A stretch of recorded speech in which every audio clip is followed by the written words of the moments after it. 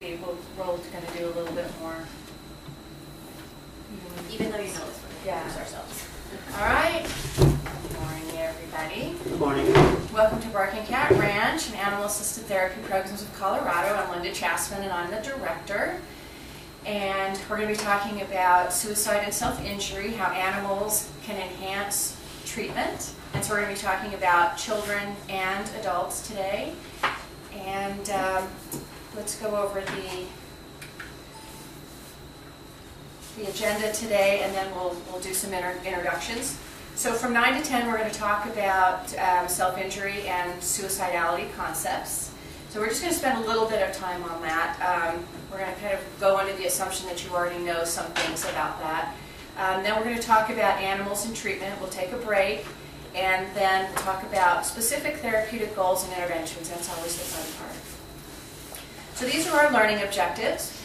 We want to introduce concepts of animal-assisted therapy as they can be applied to clients with self-injury, and so we're going to be referring to that as SI. Sometimes that's suicide intent, but for the purposes of your handouts, that's going to be SI, and suicidal behavior clients, and that'll be SB. And there's a lot of crossover with that, but there are some differences as well, so we'll kind of ferret those out. To explore the considerations for introducing a variety of animals and also animal representations into treatment. So we're not just going to talk about live animals because sometimes that's not going to be appropriate, or sometimes clinicians really won't have access to that, but animal representations can be really useful as well. We're going to explore some of the basic goals for treating both suicidality and also self-injuring. To explore examples of interventions with animals so that we can achieve those goals, and to give opportunities so that you can create some new strategies with the assistance of animals. So towards the end, we talk about interventions. We really want to challenge you to start thinking and brainstorming about how you can use your skills, how you can create unique interventions to work with different kinds of clients, and then how to practice carrying out those interventions with live animals. So with the time that we have, if we can actually do some of the practice with some of the animals that we have here. Okay, so there are quite a few things that we are not going to be covering today, and specifically we are not going to be covering the legal and ethical issues, and that's a huge area, but all of you have already been to our introduction, and that's of course where we cover issues about safety, the ethical integration of animals, also liability issues, client safety issues, client health, and also animal stress and safety, where we're covering calming signals, how do you recognize animal stress. Those are all things that we talk about in our introduction, and it's an important but lengthy topic, so you've got that information there.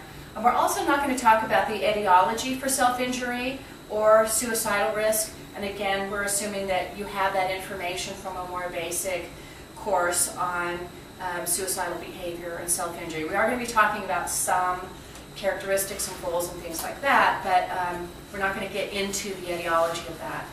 We're also not going to talk about the full differential treatment strategies, so we're really just focusing on animal interventions or animal-focused interventions today. We're not going to talk about history, prevalence rates, incidence rates of these. We're not going to be defining terminology. We're not going to be getting into the history. So a lot of that stuff, as I mentioned, is covered in our introductory course to animal-assisted therapy. Okay, why don't we, Ellen, you want to go ahead and introduce yourself, and then we'll go ahead and get right into it? Sure.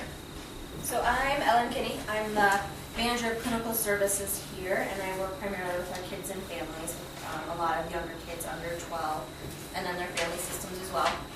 I'm an LPC and an NCC, and I have a therapy dog named Sasha. So, I'm going to start talking about some of the self-mutilation or self-injury that you might see in a client, and it can sort of run the gamut. So, a pretty common one is self-cutting, and that can be with razors, with knives, staples, anything like that. Scratching, so using fingernails to scratch itself.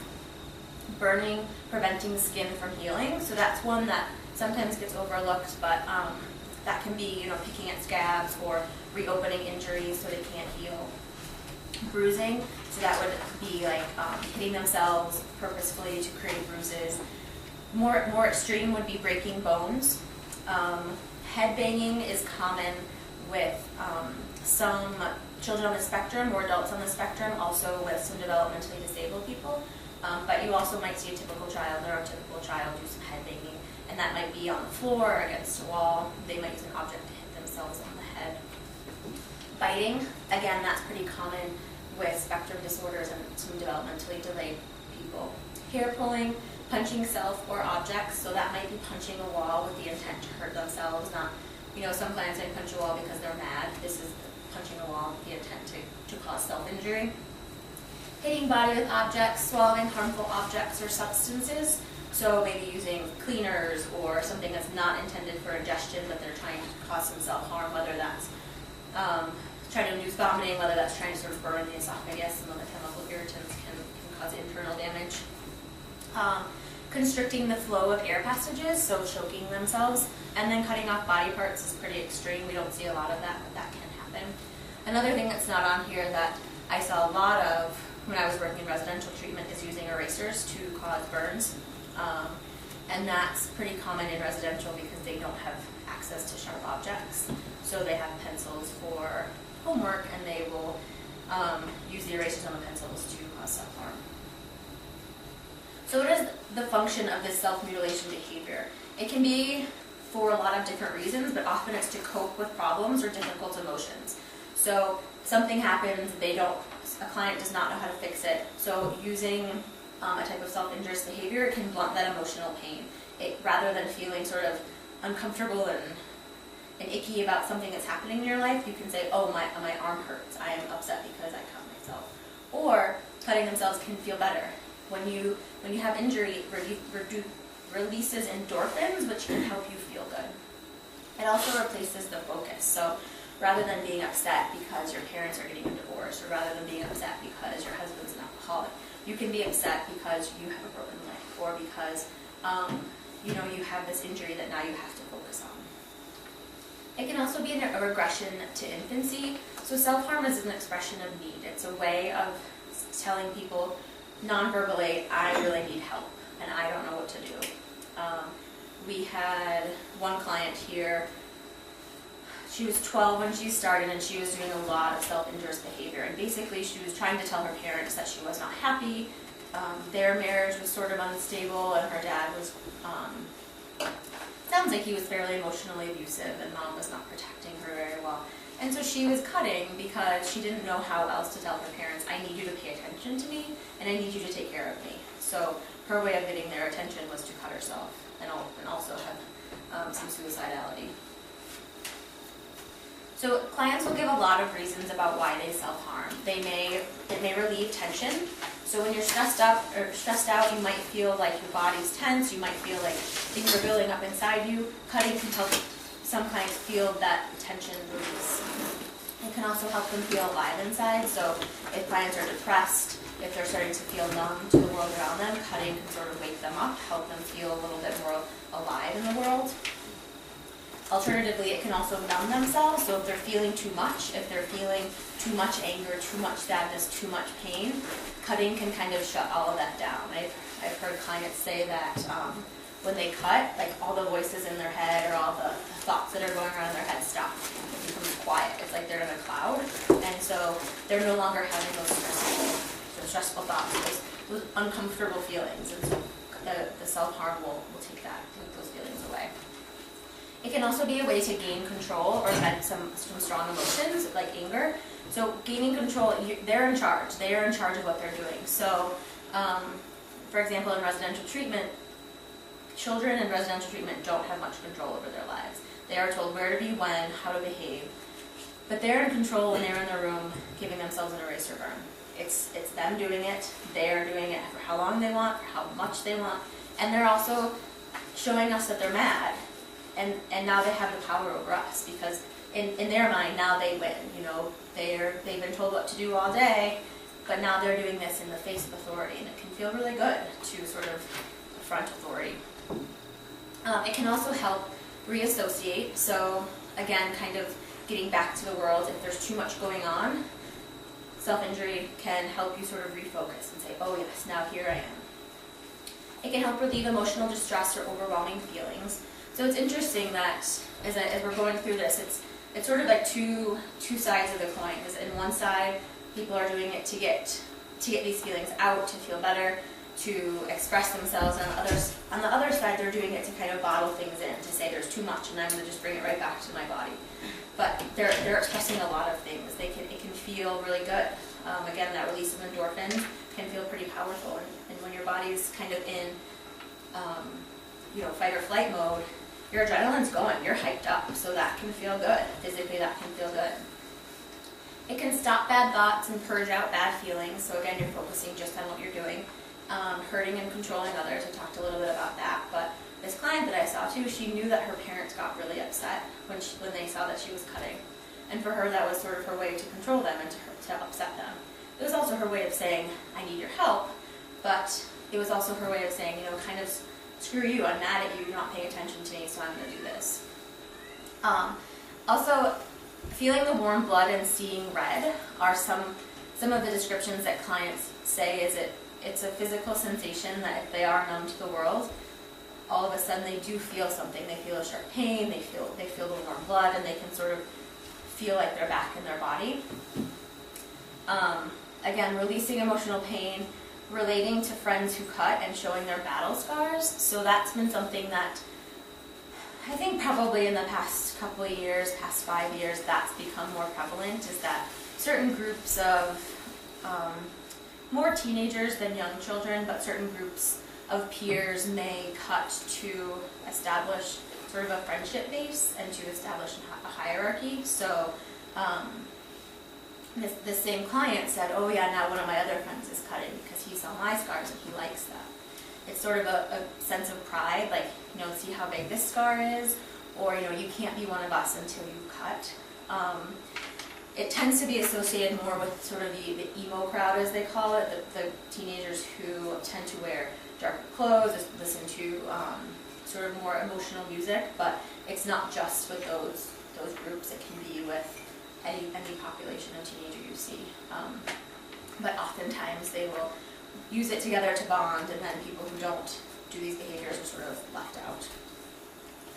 In addition, it can be to punish themselves or to be ritualistic. So, some self-injurious behaviors also have, clients also have eating disorders. So it may be a way to punish themselves for, eating too much or eating too little or being, fat or stupid, or however clients may sort of be derogatory towards themselves.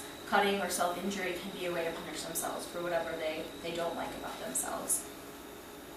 It can be ritualistic, so again, whether that's because of peers, whether that's because of a belief system, or it's just something that they need to do to, part of their getting ready for bed is to hurt themselves a little bit each night. It can be something that's sort of part of their pattern. And again, to replace emotional pain with physical pain, it's much easier to say I'm upset because my arm hurts than to say I'm upset because my boyfriend broke up with me and I don't feel like I'm worthy. And it can also stop racing thoughts again, so it can sort of hone in, you can sort of focus on the one thing that's happening, and it can reenact abuse. So clients or kids, adults who have experience with abuse, and that's sort of how they know how to relate to the world. Self-injury may be the only way they know how to relate to the world at this point. So there can be a lot of possible triggers. Recent loss can be a big one. So really any possible trigger is something that happens to make you feel uncomfortable. So recent loss is a big one, and that can be death, that can be a breakup, that can be a parent divorce, that can be moving away. Again, peer pressure, we talked about, you can't be part of our group until you do this thing.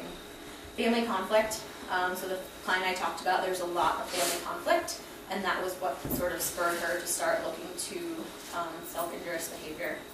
Academic pressures, clients who, or anyone who has a lot of pressure to really succeed, to do really well, may not feel like they have an outlet for not doing well, and pressure can build up to be really successful, to be, to get all A's. I know that now college entry is much more difficult. The standards are sort of going higher, the competition is getting really intense, and so a lot of these really teenagers who are really used to being super successful, if they have a failure, they might not know how to handle it, and so self-injury might be the course they choose. Intimacy problems or body alienation or dissociation related to abuse. So that maybe they're uncomfortable with their body, whether that's because of some sexual abuse, whether that's just because they're not ready for sexual intimacy and they're feeling pressured to engage in that. Impulse control problems. So a client who's not able to control their impulses will probably be much more likely to harm themselves because they don't have the cognitive capacity to say, wait a minute, there's something else that I can do. I can take a walk. I can call my therapist. It may be like instantaneous. Oh, I'm upset. I'm going to cut myself. Drug or alcohol use. So if you're using drugs or alcohol, your inhibitions are going to be lowered. And so if it's something that you're working on to try to stop cutting, if you're using, your inhibitions are lowered, and so you may be more inclined to go back to the old patterns that you're used to. Romantic breakup, we talked a little bit about that. You know, clients, teenagers, adults, whatever. A breakup can be really tough, and it might cause a lot of feelings of self-doubt, questioning your own self-worth, and so cutting or injury can be a way to sort of cope with those feelings. Identity issues, so the sexuality. You know, adults, teenagers may be uncertain of what their sexuality is, or may be confused, may not like the sexuality that they're identifying with, and so self-injury can be a way to, you know, take themselves out of that questioning mode. Loneliness and isolation, and then sensitivity to failure. So both of those are pretty strong emotions: to feel lonely, to feel isolated, to feel like you're a failure. And so self-injury can, again, as we talked about, sort of what the motivation behind it can be is that you're either taking yourself away from these thoughts and you're focused on your body, and so you're not focused on, you know, the fact that you're lonely or the fact that you feel like a failure. And Linda's going to talk about the cycle of self-injury. So several things in mental health have a cycle, and so the cycle of self-injury is very similar to the cycle of violence, cycle of domestic violence. And so it really starts with the tension building phase. And one of the things that can be unique to clients that are self-injuring is that this stage can be very, very quick. It can have one of those triggers that Ellen was talking about, and then so the tension builds very quickly. Or it can be a series of things that occur, and so it can be more slow building. And then there is an attempt to cope with whatever that tension state is, whatever has been occurring. And so in this example, we're talking about people who are practicing an unhealthy coping mechanism, which is to injure themselves. And so all of those ways that, you know, whatever those motivators or the function of that particular behavior, that's the unhealthy way that they're coping with that. And of course, part of our treatment, what we're trying to do is to offer them some healthy ways of dealing with that, as well as, of course, dealing with that tension building phase. But just as there is in acting out, in the acting towards self, there's also that feeling of relief that occurs right after the self-injury. So they will talk about, you know, I cut myself or I burned myself and I feel so much better. There's a sense of relief, of just that, everything is better, at least for that moment. And then, of course, you come right back up, and then there's the shame, the guilt, the self-reproach, the self-hate, and so then that adds right back onto the tension building again. So here we have this cycle just going over and over and over again, and it just keeps on getting worse as they continue the behavior. So it's important to think that, you know, when we talk about psychological issues and we look at the behaviors associated with that, it's really important to remember that all behavior has a function.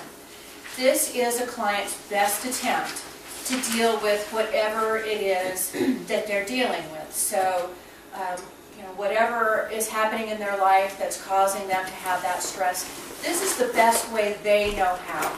Even though it's maladaptive and it's definitely harming them, it still is their attempt to get through it. It's their attempt to survive that situation or that feeling that feels foreign and uncomfortable to them. So some of these motivators may be, you know, to feel less or to feel more. And we talked a little bit about this, is that, you know, if there's an overwhelming sense of anger or fear or sadness, sometimes the self-injury can be an attempt to kind of numb that out, to get away from that feeling. Other people will talk about that they feel dead inside, and that the self-injury is a way for them to feel alive. You know, the actual watching of the blood, feeling the blood coursing through their body, actually allows them to have a sensation, whereas for some people they have learned to shut down so effectively that they may not have a sense of life or a sense of self at all. And so this actually allows them to have kind of a spark of living, a spark of life in them. Sometimes the motivator is to control or express or communicate emotions. You know, and a lot of times I think the short answer for this is, we call this manipulation. And I think that that's a really harsh word when we're talking about clients, because I think it's a lazy word that often lay people use, and I think we have to be careful not to use it as clinicians, because manipulation infers that there is some sort of conscious effort in order, you know, to do a bad behavior in order to get something in return from somebody. And while that may be true, you know, we have to return to the fact that this is the best that this individual is doing. If that's the only way that they know how to control other people, or, you know, having a sense of control in one's life is a very essential, basic need. And so if they perceive or truly don't have a level of control, then this may be the best way that they have learned to have a sense of control, either over themselves or over other people. So that's what, you know, we specifically try and stay away from that word manipulation, even though, you know, we could use that same terminology here. I think it indicates something that's really not what we're talking about. And so, you know, in a lot of ways, it's their best way to communicate that they're hurting. And whether it is, you know, overtly, whether they really want somebody to see, or whether they don't. I mean, we've had so many teenagers, you know, they wear these, you know, all of these bracelets, right, you know, over where they're cutting. And, you know, you wonder, it's like, well, you know, anybody who's looking, anybody who knows that is going to look at all of those bracelets and have a pretty good idea, you know, what you got under those bracelets. Or they only wear the bracelets when they've been cutting. And so, you know, are they really attempting to hide it?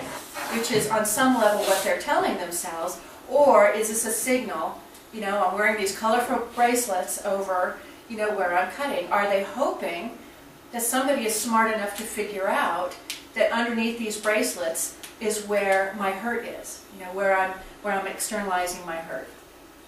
And so that could be their way of communicating. And because they can't communicate, you know, out loud, saying they don't have the language, or they're fearful to say, I'm hurting, I need help, or I'm numb, I need help, this is the way that they do it. And then there's that kind of unconscious, you know, hope that somebody will read the signals and be able to reach out to them. Especially teenagers, that's a really common issue for them, and you know, they just have a hard time really asking for that kind of help or knowing how to communicate it. And to numb themselves, and so again, that's another primary function. To ground themselves, and this is something that we don't think about very often, is that, you know, when we walk around the world, most of us have a pretty solid sense of grounding. You know, and what I mean by that is that we feel our body connected to the world. We feel our body connected to other people. When we engage in behaviors, our behaviors make sense in the context where we are. I'm standing here talking in front of a room full of people that are listening to me.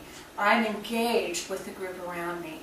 There are lots of people who are in tremendous psychological pain who don't feel that sense of grounding. And oftentimes when the stress is really exacerbated and they're really you know, in an extreme level of pain, that can be even worse. And so, you know, they may be describing a sense of floating or a sense of distance from their body. I mean, you know, the true diagnosis of depersonalization may be that, but, you know, it may not be to that extreme, but there's still that sense of being further away from their body. And so, again, that cutting or that hurting, that causing of that self-injury allows them to feel connected to the world again, even if it's just for that moment. So one of the things that we can do, animals are wonderful for grounding, and we'll be able to talk about that later. Also, causing self-injury creates a release of endorphins. It's the body's reaction to pain. You know, we hurt something, you break your arm or whatever, you bang your head, and the body releases endorphins. And what do endorphins do? They make us feel better.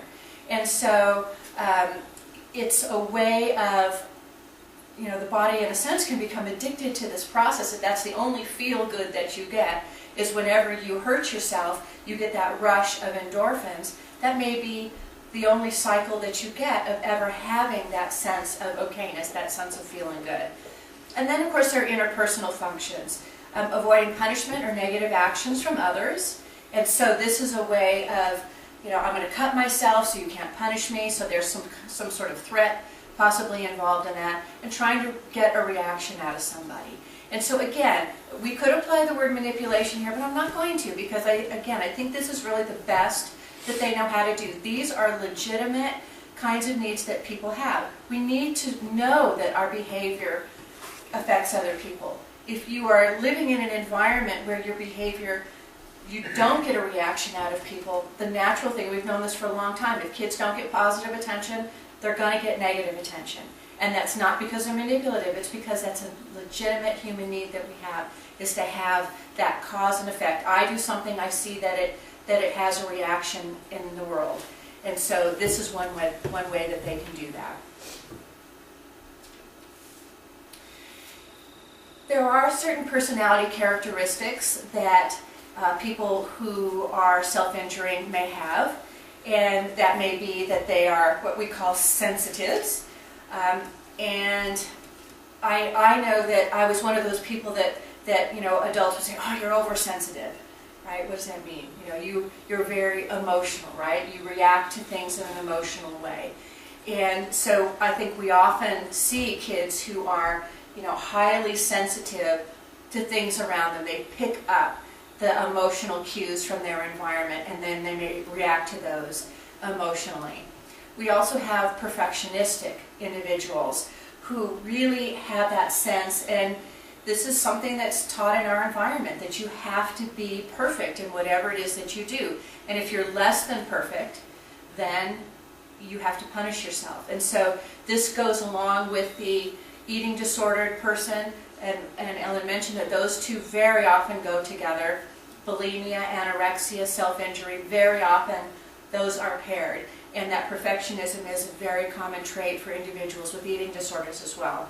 Overachievers is also related to perfectionism, the people who are just the super individuals, who are just always having to really overcompensate and overdo everything that they can. But that's at a cost. To be able to overachieve means, how am I going to relieve? That's a lot of pressure on all of the time. And so when you can't achieve, or when you do achieve and you're exhausted and you need a downtime, you need an escape, the self-injury can be like the vacation from all of that pressure and all of that work.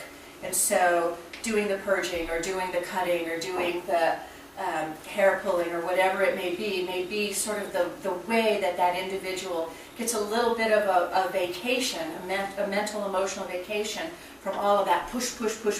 I have to keep doing. Can I interject really quickly? Absolutely. There's been a lot of research recently about the culture of praise that's happening in our society, that kids are getting praised for a lot of things that may not be realistic. So sort of one example that a lot of people use is that now on sports teams, everyone gets a trophy. Everyone is the best. But that's not realistic. The idea is that it can help with self-esteem, it can make kids feel good, but that's not how the real world works. So when a lot of kids get into things like intense classes or sports teams that are really competitive, all of a sudden they're not the best, and they're getting the message for the first time, like, oh my gosh, I'm not okay. And so I wonder if we are going to see some rise in cutting, because this culture of praise has been happening for probably at least about 5 years. And now there's research coming out that maybe it's not the best way to raise kids. That kids need to get realistic messages like, gosh, yes, you tried really hard, but you're right, you didn't score 3 goals. Or yes, you tried really hard, but you didn't get the best grade in the class. Maybe math isn't your best subject. Maybe you're really good at English instead. And so I do wonder if we're going to see a lot of kids who have not heard realistic messages very much, who are having a really difficult time once they get to college or once they get to high school, where all of a sudden they're getting realistic messages and they don't know how to handle them. So, my interjection. Yeah, good. And then the other personality characteristic is where there's repressed emotions at home. And so they're really taught that it's not okay to express emotions. And yet we all have emotions. So what happens with them? They have to go underground. And we know that when emotions go underground, they have to come out in some sort of subverted ways. And so one of the ways that that can happen is in self-injuring behavior.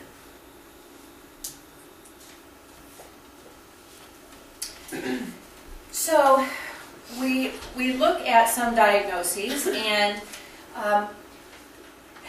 it would be nice if this was simple and we could say, well, self-injuring behavior only occurs in blah, blah, blah, blah. Unfortunately, that's not the case. There are a lot of different individuals with many different types of diagnoses that can exhibit self-injuring behaviors. The first is borderline personality. And those are individuals, of course, that have very marked behavioral swings, and when there's, at its core, there can be a lot of self-loathing, self-hate, and so as part of that behavioral repertoire, they can act out against themselves. And all of the functions that I talked about, individuals with borderline personality, there are multiple functions for that kind of behavior. And so it can make it very, very complex working with a borderline personality who is self-injuring. We also see a lot of our clients here with developmental disabilities, particularly along the autistic spectrum, who are exhibiting self-injuring behaviors. And so that can be a lot more complicated because there may not be the same kind of cognition or even the same kind of interventions that we may make on a cognitive level with those individuals, because the function may just be a little bit different. And it may be more primary in terms of just kind of that emotional release. And so, but that is also very, very common. We see it in depression, and depression is a way of acting against self. Self-anger is sort of the classic definition of depression. I mentioned already it can be a symptom of eating disorders.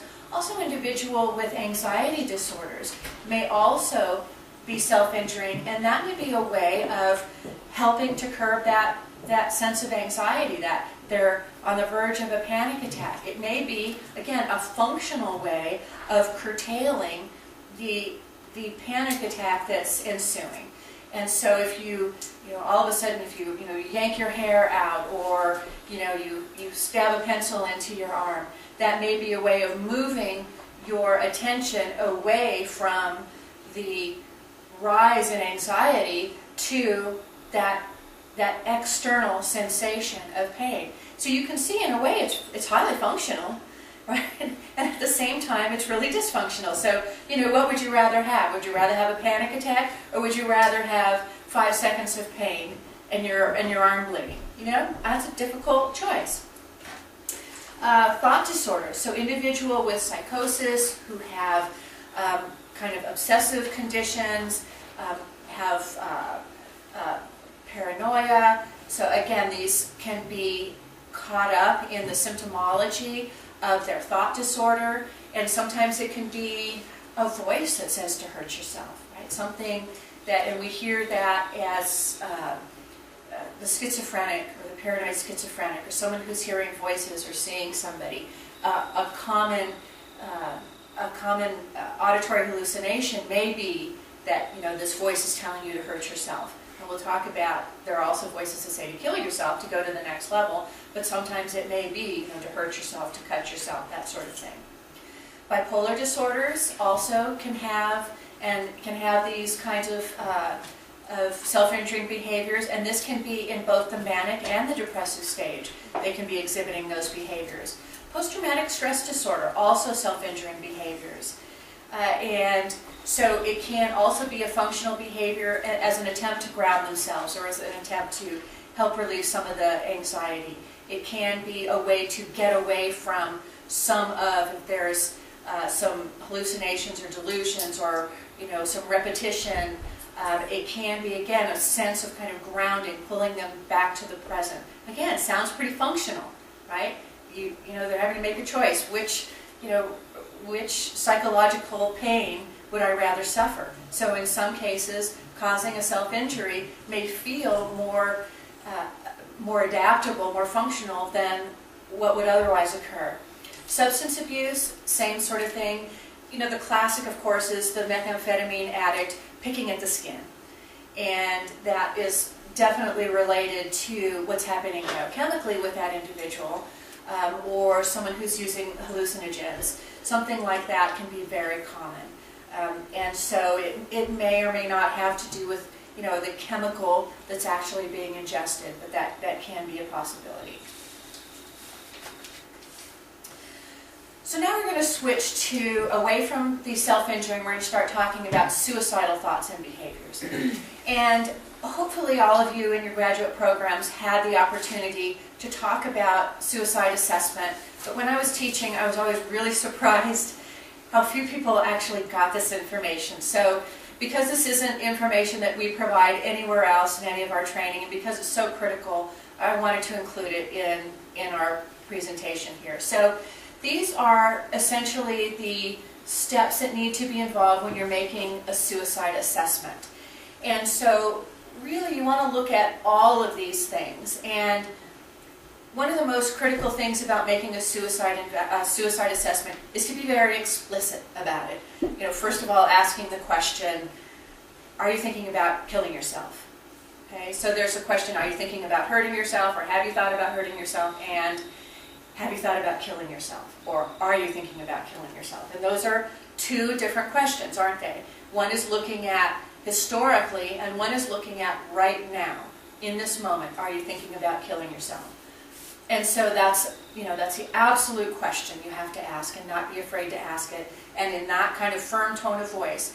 And what's important about that is that if the client hears you asking in that confident tone of voice, if you're not afraid to ask the question, then they know that you can handle the answer. And that's really important.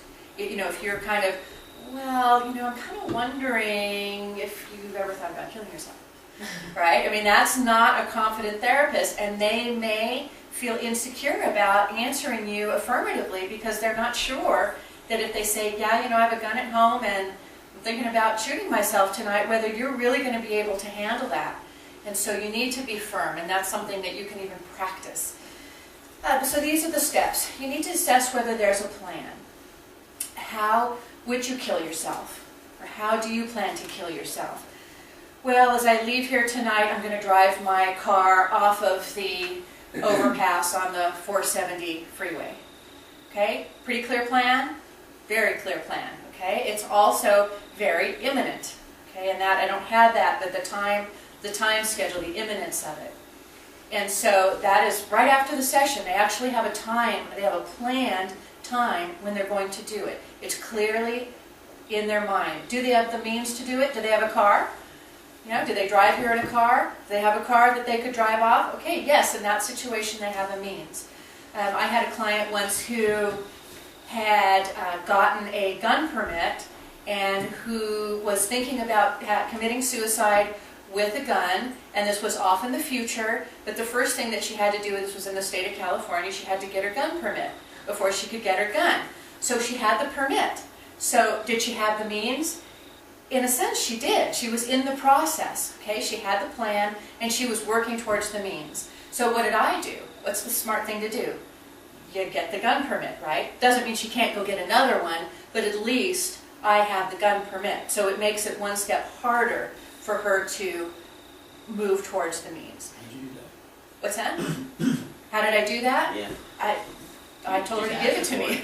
Yeah. You test her, Let's you go tell home. her. You know, let's call your spouse, tell him where it is. He's going to bring it to me right now. And I had it in my file. So again, it doesn't guarantee that they can't get another one, but at least it's taking the step away. And what's important about this is if they're telling you, then there's at least part of them that wants you to stop them. And so that's why, you know, when you ask, you know, how did you do it? Usually if you ask, you know, bring me the gun, or let's go get the gun, or let's go get the pills, or let's have somebody at home flush the pills, usually that can happen. If they don't want you to help, they're not going to tell you about it, right? And so that's really uncommon. Most of the time, if they're telling you about it, you have the opportunity to intervene. Yes? Is there any sort of legalities or alerting that you can do with the state to say, I believe this person is intending to do harm to themselves or someone else, and they could put a hold on their permit or anything? Wouldn't that be wonderful? But not that I'm aware of. I was going to ask that too. That's a really good question. Yeah, and I'm fairly certain, most of my practice has been in California, and I'm fairly certain that's not the case there. I wonder if that would be coming now that we've been seeing more of these sort of violent acts. I think you should propose that legislation. I think that would be fantastic. So yeah, and this next is a very, very important. I went to an entire training that all it talked about was the intent. It talked about the intention. And this is a question that we forget to ask a lot. And this is especially true with teenagers, is that they will talk about having a plan and a means, but do they really intend to kill themselves? Or is the intention to signal a level of pain and to ask for help? And so, again, it's a very clear question. What do you intend by taking your whole bottle of antidepressants? What do you want to happen? What do you think will happen?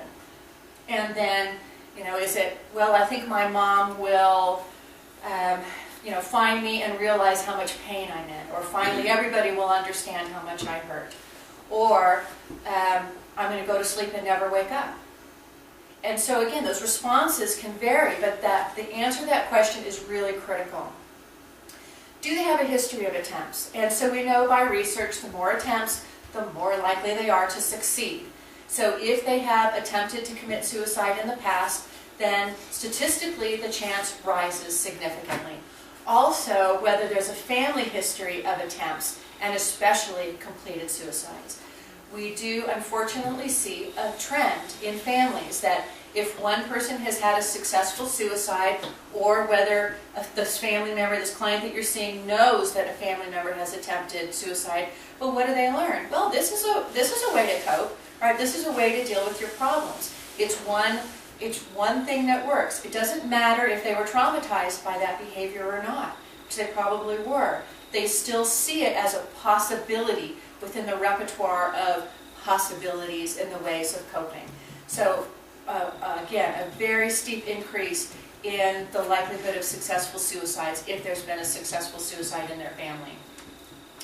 The diagnosis, and depending on what their diagnosis is, that may also increase the risk of an actual suicide or a suicide attempt. So borderline personality disorder, you get a lot of suicide attempts. You may get accidental suicides. Okay? The intention may not be to die. It may be to call attention to their pain. If you have someone with major depression, schizophrenia, bipolar disorder, that may be truly a desire to die. Okay? And so, again, those kinds of diagnoses, you're going to have a higher incidence of, first of all, suicidal thoughts and behaviors, and also actual attempts and succeed, their ability to succeed. Age and gender, and so there's lots of different research about that men and women have different ways of attempting to kill themselves in general. Doesn't mean that they won't cross over, but men tend to have more violent, shoot themselves with a gun, women overdosing, things of that nature. And like I said, there's a lot of crossover.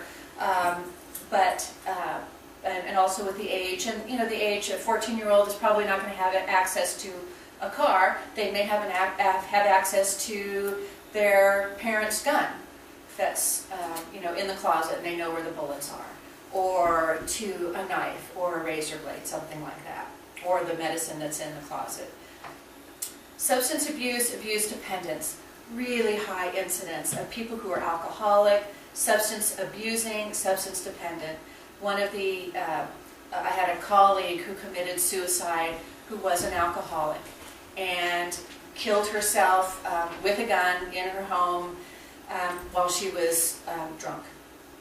And it was, a series of things that kind of led up to that. But you know, unfortunately, if you are compromised by some sort of substance, your thinking is impaired, and so that you know, the inhibition, you know, to stop yourself from engaging in some sort of self-harming behavior. You know, alcohol literally puts that part of the brain to sleep that would normally stop you from doing something harmful. So let's go back to both the suicide and the self-injuring behaviors, and we'll talk about treatment plans.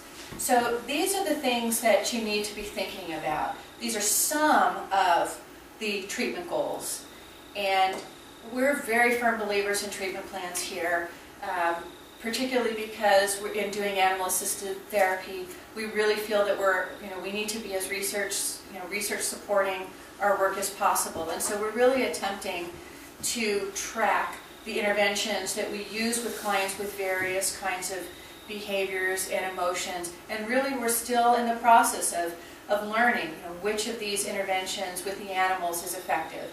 And so that starts with developing a good treatment plan. So these are just some of the goals. And again, they will differ depending on whether you're having a client that's self-injuring or suicidal, but there is a lot of crossover.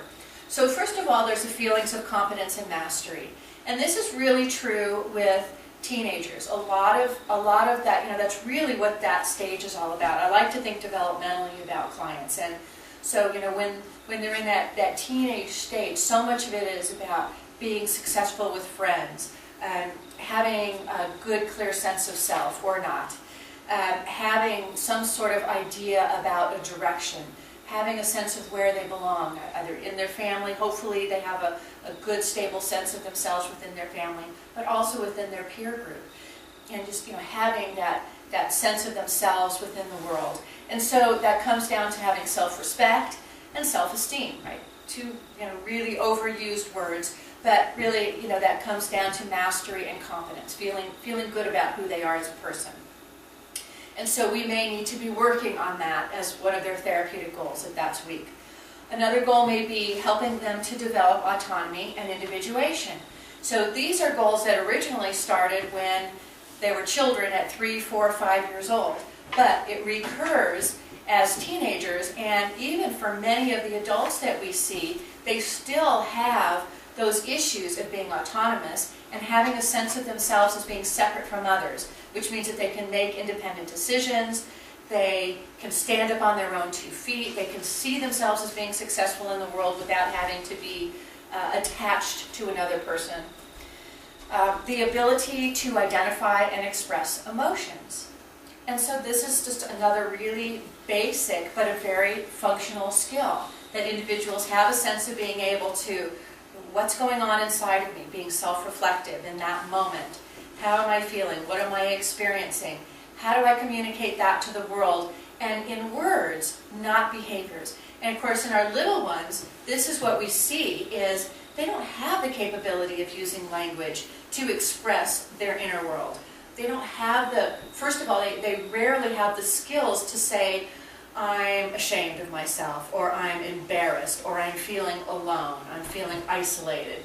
But you could have a 5-year-old or a 6-year-old who's still experiencing those emotions in their body and yet has no way of communicating that in words. So what they do is they communicate that through their actions. And so we have 2 children here in our center right now, both of them Michael's clients. One is a 5-year-old and one is a 8-year-old, both of whom have been exhibiting suicidal behaviors. And one is running in the street in front of cars, and the other one is asking his mother to kill him. And you know, when she says no, he'll go and grab knives and try and. He'll take a knife out of a butcher block and hold it to his face. Yeah, he'll hold a knife up to his own face. And so, you know, how do you ask a 5-year-old or an 8-year-old, what's your intent? Do you intend to die? When they don't even have a clear concept yet of what death is. And yet it's very real to that child in that moment that they just want whatever is going on in their body to be over with. Okay, so in their mind, they probably intend to be done. right? They want it to be over, not having a full understanding of what death means to them. Right, there's no permanence. There's no concept of permanence. Exactly. No concept of permanence. Yeah. So they don't know if you're dead forever. You know, you don't come back. It's not just that this pain will be over in this particular moment and then you can go on. And so it becomes really complicated in working with a little one like that. And so, you know, somehow we have to be able to give them some other way of expressing the pain, and it may be behaviorally through their play, with the animals, as opposed to just taking it out of, you know, demonstrating it through their behaviors. So, and attempting to start to give them some language so that they can start sharing what's going on inside. But it's challenging with those really little ones.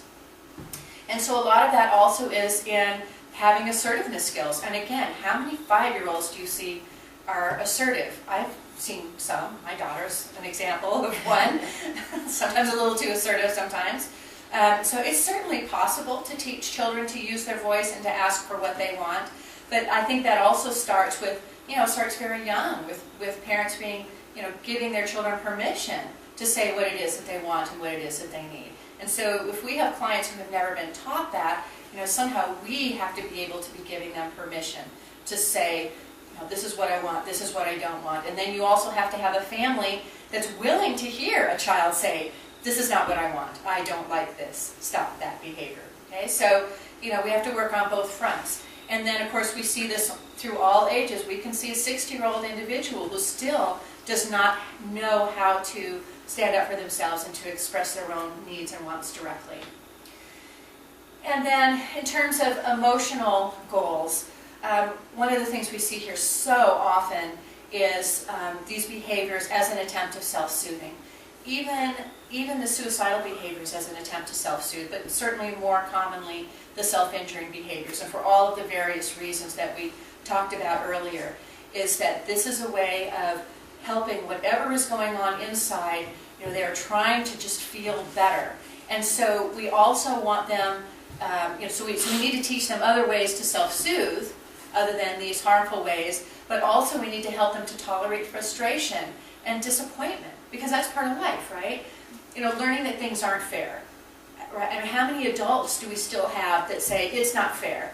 You know, I mean, we expect to hear that from a 5-year-old or a 6-year-old or a 10-year-old, but there are still adults who still will, you know, act disappointed and be upset with the world and be upset with their life is unfair. But that's part of life. And so being able to tolerate, these are really important treatment goals, is to help them learn to, when you start feeling that disappointment, when you start to feel that frustration, those are all things that occur in your body. How can we help you to tolerate that better so that you are not having to use something else to make that go away, something that's harmful to you? And then just teaching them active coping strategies for the various kinds of things that come up in their lives, whether it's a situation with a boss or a situation with a teacher, or, you know, we get so many suicides after breakups with boyfriends or girlfriends. And, you know, how can we prepare kids, or how can we, you know, this is going to happen again, right? If we get a teenager who comes in here because they had a suicide attempt after a breakup, you think that's going to be the last breakup that they ever have? Probably not. They're probably going to have another breakup in their teenage life or in their adult life. So how can we help them learn how to cope the next time that happens, so that they don't once again start to take that, you know, and destroy themselves with it?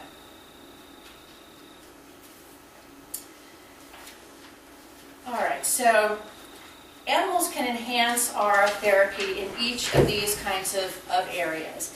And so now we're starting to think specifically about how the animals can help, but not all of these. So the first one, for example, stabilizing symptoms. So whether it's a medication is kind of the first thing that we're talking about. Antidepressants, anti-seizure medication can help some clients with impulsivity. Not a big fan of it, but certainly those kind of medications are being used quite a bit nowadays, including with children, with, you know, some success, I would say, some limited success, but that is sort of the reality today. And so, but the animals can also help to stabilize symptoms, I think, in addition or instead of medication, which I'm always an advocate for. I mean, if you have someone who's actively suicidal, my feeling is get them on medications, do whatever it takes to make sure they don't kill themselves. I don't care what the ethical ramifications are. Let's do what we need to do to make sure they're not going to kill themselves. And then once they're stable, we can take them off and try them without it. But at least that's my bias. Animals can be involved in reducing injuring behaviors. We can help to interrupt the cycle. And so the prevention of that tension building cycle that we talked about earlier. We can determine if there is some sort of precipitating factor, something that may be going on that is creating this pattern to continue. So example, adolescents usually act impulsively after a negative incident. So we talked about a lot of adolescent self-injury or suicidal behavior will occur after there's some sort of behavioral slight. Somebody hurt them, someone broke up with them, a teacher gave them a bad grade, something that happened, and again, it can be something very specific and pretty quick, and so that cycle happens really quick with teenagers. And so animals can help to treat the precipitating problems or comorbid disorders. So if we have a substance abuse, alcoholism issue, we definitely need to work on that. Animals can help with substance abuse. Suzanne, our equine therapist who works here on our weekends, her horse Harmony has an addiction called cribbing. And Suzanne's philosophy is that she likes working with addictive clients because not only does her horse help them, but they help her horse. And so there's this mutual relationship that's beneficial to everybody. And I think that that's a really neat way of looking at it. Even one of our horses had started to crib. And so we really had to think about it in terms of if we allow this cycle to continue, if we don't interrupt it now, this horse is going to be developing this very dysfunctional behavior, which could cause a lot of damage to her. And so we had to intervene very quickly, and so far it seems that we were successful. So, I mean, I think even just using those as examples for individuals who are abusing substances, you know, we have examples here with our animals of how we have interrupted that cycle. Certainly people may be more, more beyond those stages, but, you know, those at least give us some ways to start to talk about it. And also animals can help increasing emotional awareness. And one of the things that I like to teach is a rating scale of distress. And I'm always kind of surprised how many people don't think about this with anxiety, for example, or depression. It can be used with anything, but just a simple rating scale of 1 to 10. You know, if you are at a, 10 is I'm killing myself right now, or, I just can't stand it anymore, I'm going to burn myself with a cigarette. And 5 maybe I feel, I'm feeling really uncomfortable and I need to do something different. So if we can get people to recognize as they're moving along that scale, at what point can they still intervene? So there's a point of no return. And, what is the point? That point may be different for everybody. It may be at a 6, there's no return. Once they get to a 6, it's just going to go zoom to 10, and then they're going to act out. Or, so if we can help them to observe, when they're getting to a 5, okay, now that you're at a 5, what can you do? Well, you still have your brain attached, right? You're not fully engaged in moving, into that behavior. What can you do at this point? So I think it's really helpful to have that simple rating scale, and it can be used for anxiety, it can be used for depression, but especially for self-injury and suicide, it's just a really helpful, very simple tool.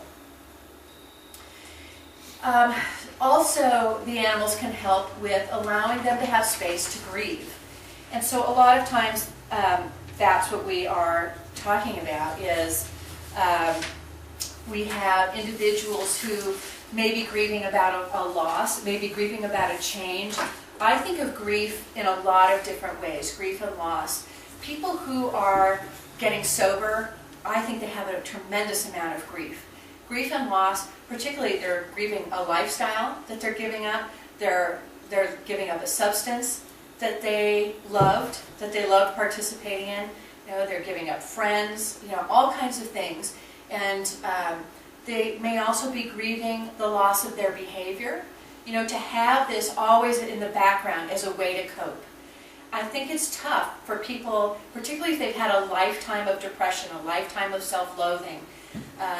to start to see themselves as a different kind of person, I think that there is a process of grief that they go through to move beyond that and say, you know, this, I may not have liked this, I may be uncomfortable with it, but it's all that I've known.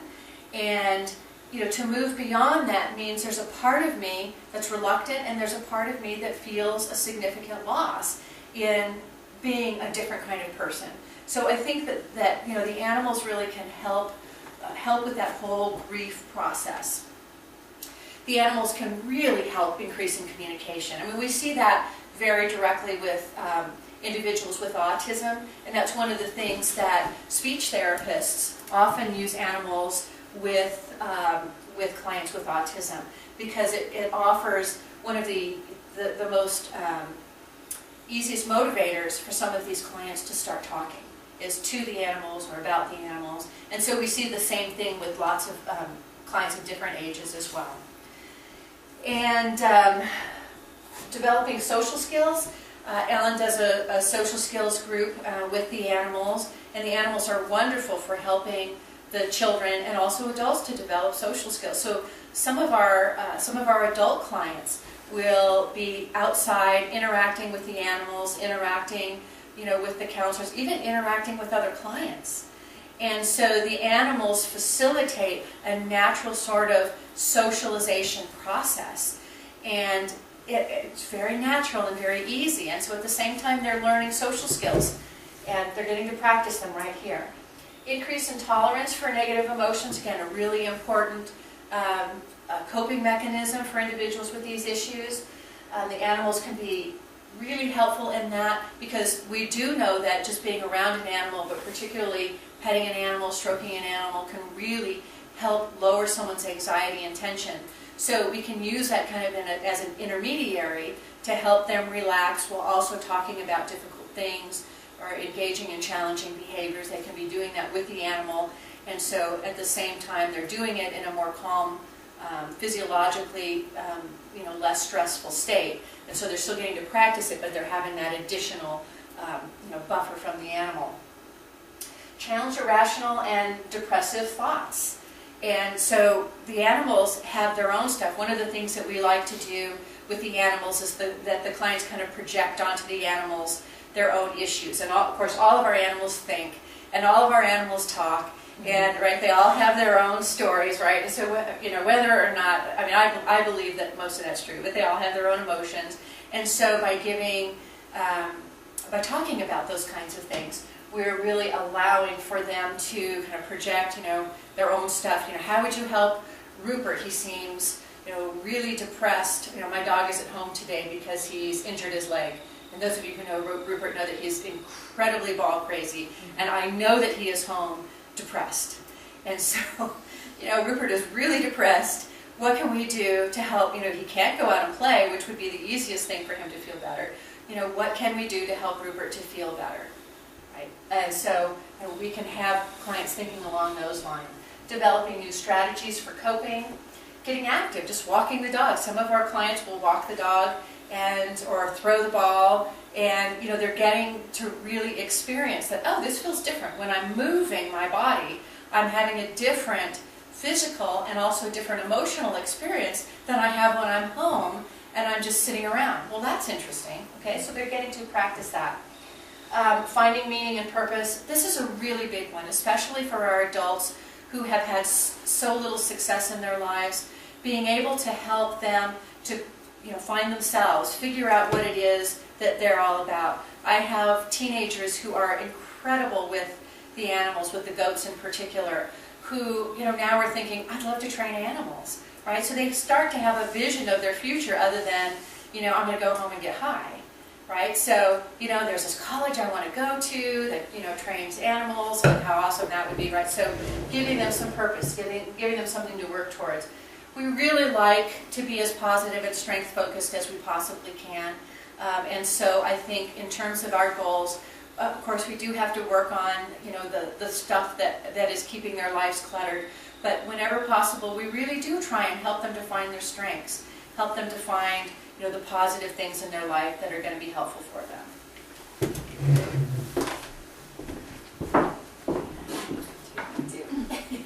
So we've talked a lot lot about the self-injurious and suicidality, but now I want to talk more about why animals. And so some of this we cover in our intro, but this is sort of a brief rundown about why animals, and specifically why animals with this population. But animals can enhance rapport and trust building. So whether it's because a client comes in and sees you have an animal and they're like, oh, this dog likes this therapist, so they must not be such a bad person.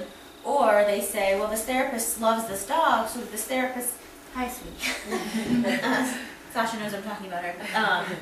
You know, this therapist loves this dog, so maybe this therapist is an okay person if they can, you know, think that goats and horses are awesome. They've also done studies that clients see therapists with an animal as more trustworthy, friendlier, happier.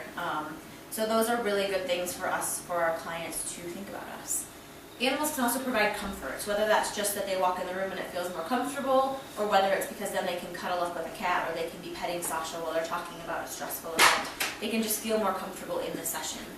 Animals reduce anxiety and stress, so physiologically, being with an animal and petting an animal reduces heart rate, reduces blood pressure, which can reduce anxiety. It can reduce your body's sensation of being stressed or upset. So that's really helpful for clients to associate coming to therapy with feeling physically better. It can also engage clients in dialogue with the animal. So a lot of the clients that we see may be pretty reluctant to come to therapy. They may have tried therapy before. This is kind of their last effort. Teenagers, especially self-injurious and suicide intending teenagers, may not be really willing to come to therapy. They may have been told by their parents, you need to go talk to this person. And so they're not very happy about coming here. But to be able to go outside and walk the dog and talk about how Sasha, you know, is really loving this walk, or she's moving pretty slow today, that can just get dialogue going. And so you can just be talking about something. It doesn't have to be about their issues right away. We can also identify with the animal's story. So as Linda said, all of our animals have stories. Some of them are related to what clients might be experiencing. Some of them may not be. Sometimes we can sort of you know, finagle it so that the story goes along with the client, or tweak it a little bit so that it does relate a little bit more. We're never going to lie to a client about our animal story, but with one client I might emphasize Sasha's history of abuse more than I would with another. Or, you know, the fact that Sasha had to leave her puppies. I may not bring that up with one client, but with another client, that may be the focus of the story that we talk about. We can also have an external focus. So again, a lot of the clients that come to us with these presenting issues of self-injurious behavior or suicidality may be really internally focused. They may be so sort of drawn in their world and what's going on that they don't have an opportunity to look outside of themselves and notice that there's a lot of other stuff going on in the world. So the animals can really help with that, even if it's just a walk or petting an animal and talking about what the animal's doing. That can sort of help them remember that there's a lot of other things going on in this world. Can get clients out of the traditional office setting. So we're lucky that our office is really non-traditional, so the fact that we have this house, in general, we don't see this as traditional, but we also have the added benefit of going outside with the horses and the goats. But even if you are in a traditional office setting, if you have an animal, you can go for a walk. You can go outside and play fetch. You might even go to a dog park, or just go for a walk around the park and observe other animals if you don't have your own dog or animal. But it can really help with breaking the cycle of sitting in an office, staring at a person, talking about your problems. Because a lot of times that doesn't work with these really severe populations. And then finally, humor. Our animals are fun, and they're funny, and they do ridiculous things. And that can help, again, help these clients who have been so depressed, have been so down, who are sort of ruminating in their own issues. If you see the goats, you know, headbutting each other, or, you know, Stormy is banging at the fence because he's, you know, starving because he hasn't eaten in 5 minutes. You know, that can be really funny. It can sort of break the monotony of the day and, you know, get clients out of their heads.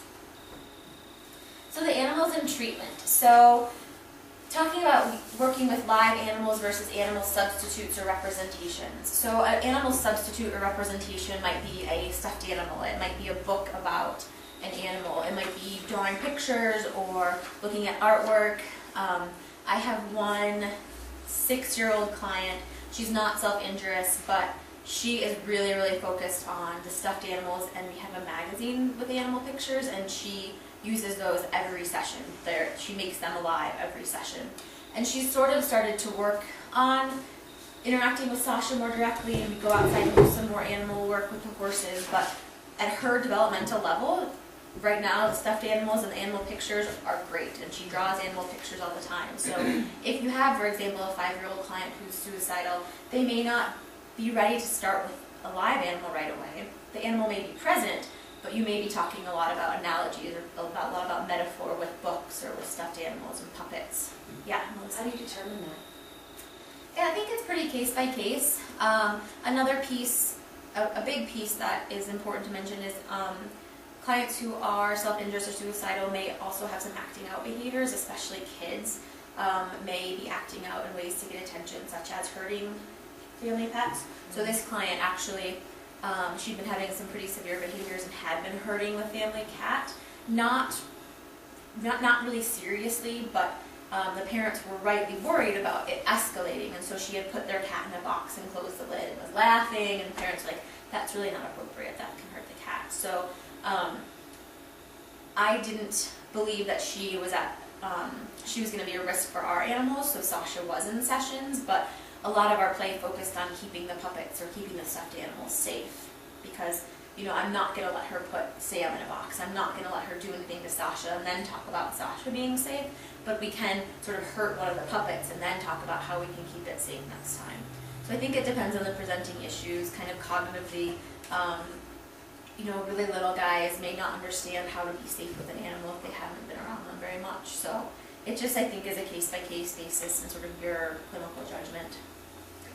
Another piece is about working with animals or pets at home. So sometimes clients have a really strong bond with their own animal, or we want to develop a strong bond with an animal because our animals aren't around the clients all the time. So, if a client has a strong bond with Sasha, that's great, but when the client's away from here for the other 6 days and 23 hours of the week, they don't have Sasha to ground them, to calm them down. So what can we implement at home that will help them have some of these coping skills? So the teenage client that I talked about, her family actually got her own puppy.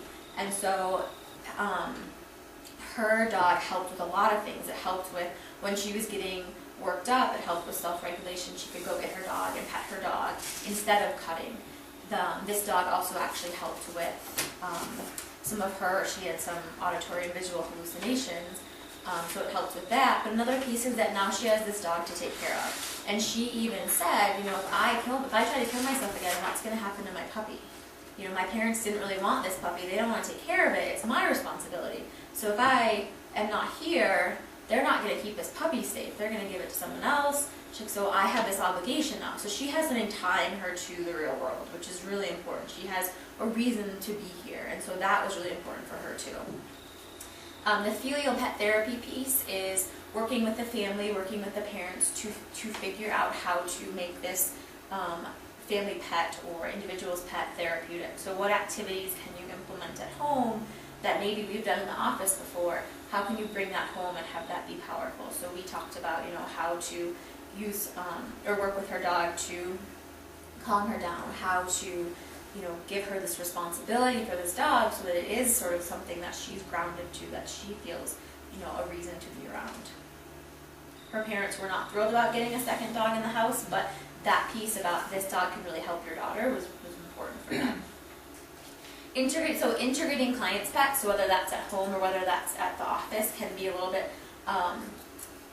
takes more consideration than working with our trained therapy animals, but again, like I talked about, it can require a client to take some care of something other than themselves. So not only does that sort of keep them tied to the real world, but it also helps develop empathy. They remember that you need to have some of these things like food every day and water and maybe getting outside for a walk. That can be really important for someone who may be super anxious and is not doing a good job of getting out of the house, or maybe depressed and has let some hygiene skills go. An emotional attachment to an animal can be much more powerful for some people than to humans. So especially Linda talked about, a lot of our clients don't have very good social skills, so their interactions with humans are not often very positive. But so then that causes them not to have very good connections with people. However, with an animal, animals don't care if you don't have good conversation skills. If you're walking them, if you're giving them love, if you're giving them food, they're happy to be with you. And so you can create this great bond with this animal. This same client I've been talking about was demonstrating some characteristics of borderline personality disorder. So a lot of her peer relationships were not very healthy. They were really all or nothing. They were meet someone and you're my new best friend, and then, oh my gosh, now I hate you. But with her dog, that didn't happen. She loved her dog unconditionally. Her dog loved her. She was able to develop a really strong connection. And again, they may feel guilty about leaving the beloved pet to someone else. So, or that their beloved pet may not be left with someone else, but may have to go to a new home or go to a shelter, and that can be really a way to keep them, to keep them motivated to stick around. It can be a calming influence at home, calming and grounding. So when a child's parents are fighting, they can go get their puppy and sit in bed, or they can go hold their pet rabbit and relax and not be upset, not be quite as upset. They can get physical exercise, really important. I think a lot of kids, even adults now, are not getting outside, they're not getting the exercise that can help us feel better. Like physically, getting some vitamin D, it just makes our bodies feel better. It can get you out of the house if you are depressed. So animals are a good motivation for that. Learning how to play is really important. Rupert is probably the best example of a dog that's so play motivated. People forget how to play. I recently had a conversation with a colleague and she said, how do adults play now? And I was like, that is a really good question. I'm not really sure. Some adults don't play anymore. We go to work, we go home, we make dinner, we go to bed, and that's our day. But if you have to spend 20 minutes outside with your dog to get an exercise, you're playing, you're laughing, you're remembering, oh, I can play fetch, or I can throw a ball, or I can throw a frisbee and run and chase. So I think that's really important, just to create some levity in our days. Gives you something to talk about and connect with other people. So the social skills piece, if you're walking your dog and someone says, oh my gosh, that's a great dog, what kind is it? All of a sudden you have a way to connect with people in your world. Again, with people who are on the spectrum, it can be a really good way to practice social interactions, practice the back and forth. Hi, my name is so-and-so, this is my dog, he likes to play fetch. Another person says something and you have a topic of conversation that's very concrete, but you can practice those skills about give and take, about taking turns and not talking for an extended period of time about something that other people might not be as interested in. So it can be a really good way to practice that's really rewarding and that feels relevant to the client. And then other specific interventions really will depend on the client that you're working with. So we have some clients now who are vets, they're veterans, and some of them have some pretty severe presenting issues, including paranoid schizophrenia. And so one way for this client to work with the animals is to keep him in reality rather than letting him go into his delusions, because he's not medicated right now, so his delusions are pretty active. So we do a lot of talking about the horses. We do a lot of brushing the horses and focusing on them. And once he starts going into his delusions, he gets really agitated. And so bringing him back to, oh, the horses are walking away from us. What do you think that is? Let's see if we can get them back to us. So if he was presenting with delusions of trying to hurt himself, we could talk a lot about, how can we stay grounded in the world? What can you do to stay grounded, to bring yourself back to reality outside of sessions? And then do you allow family pets in sessions? So that's going to really depend on your own, your setting, your own animal. We have had some clients bring their pets here, but we need to have a lot of careful consideration about the animal's health, their vaccinations, how they're going to do with our animals. So how the hell will they do with the cat? How will they do with goats? Will they chase the goats and try to bite them, or will they just kind of hang out next to them? So there are a lot of considerations. If you are trying to integrate the pet for filial therapy or to be a sort of therapy pet at home, I think it's probably good to talk about how you can practice those skills in session, but with a lot of consideration to the safety for the animal and people too. So types of animals you can work with. We've talked a lot about dogs. We also have our therapy cat, and then we're lucky enough to have horses and goats. But if you have a smaller office, or if those animals aren't your style, there are therapy rabbits, there are birds. And that can be a bird in the office, that can be just going outside and bird watching. We have a couple bird feeders around here, and it's really fun to sort of sit and watch them come. I know that for some of my family members, bird watching outside their office is really helpful, because if they're stressed out at the computer, then they can look outside for 5 minutes and watch the birds and sort of, calm back down. Fish, it's the same thing. You're not going to hold a therapy fish, but they have done research that fish can be calming, especially in nursing homes or convalescent homes, and can help residents eat more during meal times because they're feeling more relaxed, and so they're more able to eat, which in those homes is pretty important. For everyone it's important, but for a lot of elderly people, they're not eating as much as they need to. And then also we know someone who has had a therapy ferret. We know someone who has therapy guinea pigs. We're considering some therapy rats. These all are unique animals that can be really cool. I mean, a rat has sort of a stereotype. A lot of people sort of cringe when they hear the word rat. But I mean, how many of our clients feel like people cringe when they see them, or feel like they're not worthy, or people think they're, kind of dirty or gross? And then actually you get to know them, and they're really smart and they're really fun, and that can be a really good analogy for clients who are presenting feeling really unworthy. Are there others that you can think of that might be useful? Is a therapy animal? I don't have an other, but as we've been going through this, I've realized that there's situations where people have been unwittingly giving themselves animal-assisted therapy. And I think one example with the dogs is, the thing that if I get a dog, I can pick up chicks. I think it's, in a sense, they are getting a dog to help them connect with other people. Oh yeah. And then another thing I was thinking of is I've unwittingly done that to myself, in a sense, where I was in my undergrad, I was working full-time, I had a full-time job, I was going to school full-time, and I had a stressful relationship, and I, at lunchtime in the quad, would feed the pigeons French fries. That was back when I ate fast food. And so I would feed them French fries and learn that they were very fearless. And so I finally got to the point where then I started trying putting them closer and closer and closer. Got to the point where they were sitting on my leg, and then I actually got to the point where I got the pigeons to sit on my finger. And then every time I would tell people, I was so excited because I was interacting with an animal that's considered wild, and I got it to do what I wanted it to do. But the first thing that people would say is, ew, pigeons are gross.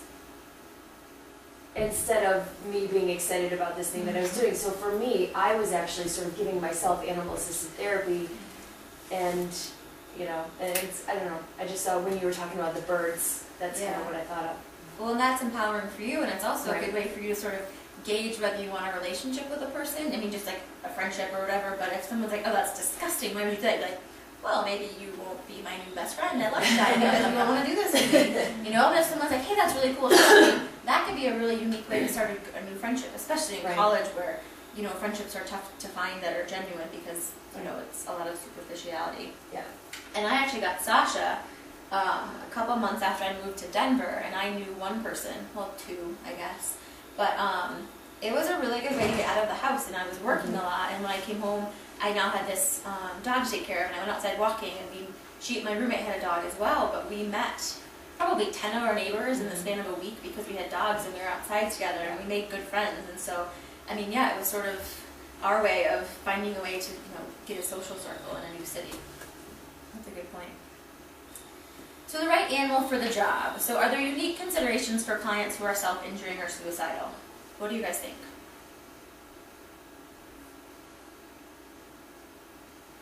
So depending on what they connect with. Could you think of a time when a certain animal would not be appropriate with a self-injuring or suicidal client? I would think an animal that's calm.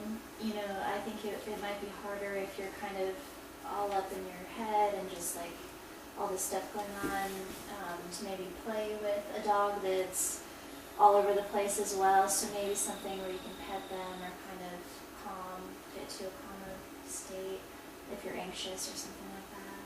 Yeah. I was thinking the opposite. Oh. I was thinking it could take you out of your head to play with a dog like Rupert, Yeah, that's who true. needs attention, who's like, okay, throw this to me and play. It may be able to, redirect your introspection and take the attention off of yourself. Mhm. I imagine cats may not be the best, unless it's a very attention-needy cat. Because I would imagine an animal that wants to be around you and solicits affection, because if it's an animal that walks away from you, it's one more person that's walked out of your life, kind of thing, One more rejection. right? Yeah, I mean, these are all good examples. There's no right answer. I mean, I've had clients who just want to be chill with Sasha and they think she's so relaxing. I mean, she kind of lays down and cuddles, and that's what she does. And they think it's great, and it helps relax that anxiety, so they're not kind of all over the place. And then I've had clients who say, Sasha is so depressing. She is like, is she okay? Is she depressed? I'm like, no, this is just what she does, and she's getting older, and she likes to snuggle, and that's what she does. So I think it really does depend on the animal. I think the point about cats is important too, because they're not like dogs in their unconditional love, and they don't always want to hang out with you. And so I do think it's important to think about if you have a client who's been rejected, and then you say, hey, I have this cat, let's work with it, and the cat walks away, you know, is that going to be helpful to the client, or is that going to be a little bit more harmful? And maybe they need a dog that will want to play and will want to sort of get them out of their head. So like everything else that we've talked about, it really will depend on your client, and it will depend on case specific and your clinical judgment, but there are things to think about specifically with this population, that if you are not doing an intervention that's going to be helpful with this population, it might be a little bit more detrimental to them than a client who's presenting without some of these injurious behaviors or suicidality, because you don't want a client who's feeling suicidal to come to your office and feel more rejection. That's going to be a pretty negative backslide. So then purebred versus rescue. So there's probably benefits for both. Most of our animals are rescued or rehomed, and the piece that we like about that is not only do they have a story, but also we are taking in these animals who have been rejected by other people, and that can be really powerful for our clients who do feel rejected. So Linda's dog Rupert had 5 homes before Linda, and so for a client, for a teenager who's been in foster care and has been rejected time after time, or for an adult who's had bad relationship after bad relationship, to see that there is a possibility of still being loved even after 5 times of being broken up with. Or, Sasha had a pretty negative history of abuse and neglect and had puppies taken away, but I don't care and I still love her and I think she's the best dog ever. That's pretty powerful for maybe a client who's made really bad decisions or who's had an abusive home and doesn't feel like they're lovable anymore. So you might not get that with a purebred, but with a purebred you might have a little bit better understanding of what their behavior and temperament might be like. With rescues, you don't have control over their history, so you don't know if there's something that has happened in their history that may cause some behavior concerns. Sasha and I had to work a lot on her anxiety and social skills, and so while that does give a really good story for clients, it also means that I have to be more cognizant of her, because I didn't get to socialize her for the first 2 years of her life, so I didn't have that control over her. And then wild versus domestic. So there has been a trend of working with some animals that are wild, like dolphins. Linda and I read an article about a therapy stingray, that its stinger was removed, so it could be a therapy stingray. And just considering whether that's fair to the animal and what message that sends to our clients. So, we had to alter this animal so he could be helpful to you, and we didn't think this stingray was okay as he was. He needed to be changed. That might not be the message that you want to give to your clients. And also, whether it's, the big piece is whether it's a positive thing for the animal. A big part of animal-assisted therapy, which we talk a lot about in our intro, is the animal welfare. And so is it fair to an animal, like a stingray, to remove its stinger and have it in a cage? I don't know. Is it fair to a dolphin to keep it in captivity? And then there's the piece of, did you capture it to do this, or is it an animal that was rescued and can't live in the wild? So I think with wild animals it gets to be a pretty slippery slope really quickly, and so that's an area that we just caution people to be very careful about. And domestic animals, they're much more used to being around people. They're sort of, bred over the years to interact with people and be safe, and so that tends to be a little bit more accepted in the field. So some of the safety considerations, there are safety considerations for both the client and the animal, no matter what the animal is. So For the client, we want to think about their age and developmental level. So not just their cognitive age, but their developmental age. So if you're working with a 4-year-old, are they actually 4? Are they, acting as a 2-year-old or acting as a 5-year-old? If you're working with an adult, are they functioning as an adult, or are they functioning as a 16-year-old? You're going to want to consider that, and whether, for their level of impulsivity, for what's appropriate clinically to work with them. Their diagnosis and trauma history. So as we mentioned, we don't want to sort of re-traumatize them if a cat rejects them. We want to make sure that this is a safe place and a healthy place for them. We want to make sure that they're going to be safe with our animals, and our animals are going to be safe with them, depending on their diagnosis. And their size and their ability or disabilities. So what is safe to do with them? What are they safe to do with our animals, depending on their size, depending on how mobile they are. Some clients who may be little kids, or clients who may be physically disabled, so might have a walker or crutches. Rupert probably wouldn't be a good dog for them because he's so big and so excited he will run up to them and potentially knock them over. Rupert has gotten so excited with a kid that he knocked him over. And it worked out fine. The kid was upset, and then we worked through it. But just think about how is that gonna work out for this client? Will they be able to get over it, or will they feel like Rupert doesn't like them and knocks them over? The client's personality and fears. So if a client is scared of dogs, this might not be a really good setting for them. But if they want to work towards get over their fears, we can work to bring them into the sessions. Their personality, are they loud and active and super impulsive and going to be yelling or something? Then being out with the horses might not be a good choice. It might be scary for the horses, but Rupert would probably love that. So it's just considering those type of things. And then their level of impulsivity and history of harm to others. So impulsivity, both towards themselves and other people or animals. And then if they do have a history of harm to others, whether that's people or animals, we really do need to take into consideration whether they will be safe at this facility with our animals, because our job is to keep our animals safe too.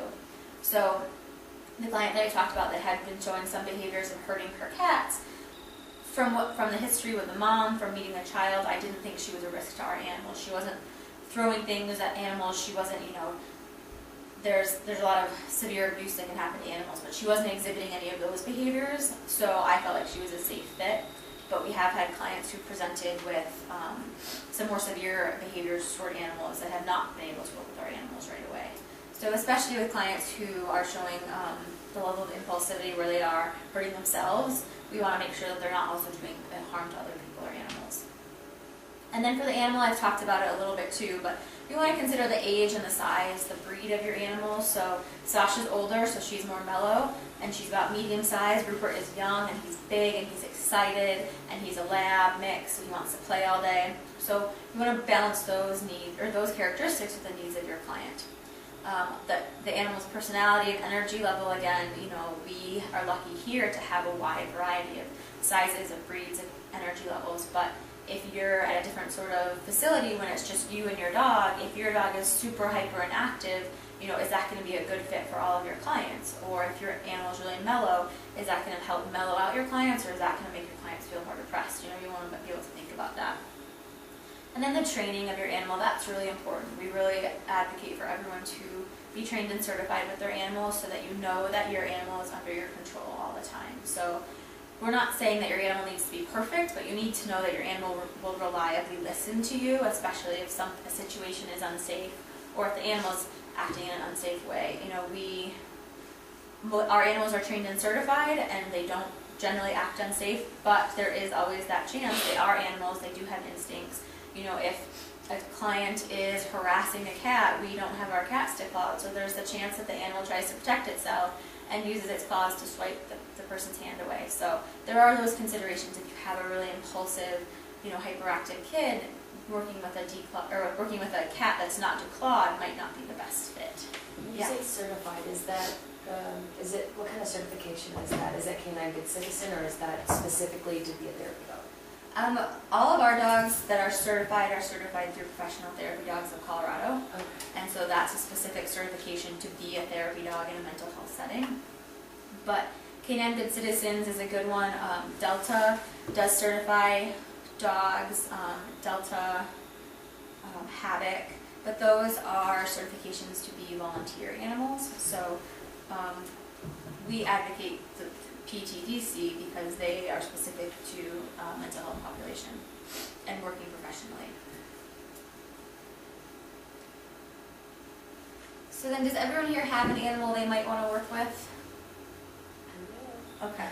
So if you don't have an animal that you might want to work with, think hypothetically about kind of what if you got an animal, if you got a dog, if you got a cat, what might be the animal's strengths in working with this population, with self-injurious and suicidal behavior clients, and what might be the weaknesses? And then how could these weaknesses be resolved? So how could you fit this animal into a session with this weakness, or what might you do instead?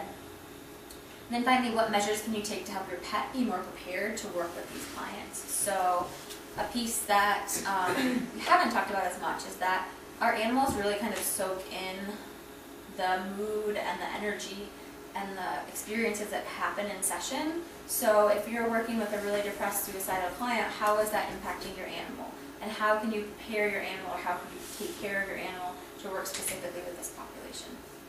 So let's take maybe 5 minutes, think about some of these questions, and then we'll come back and talk about them. And then we'll have a break.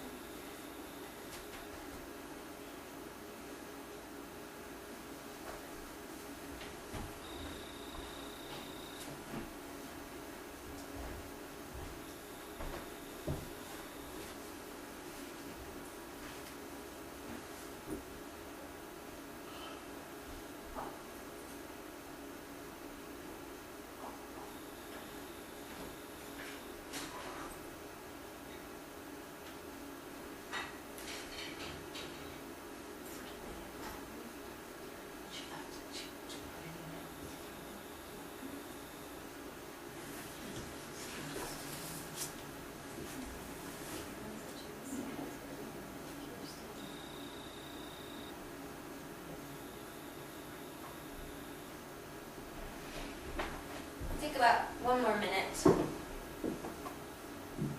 Michael.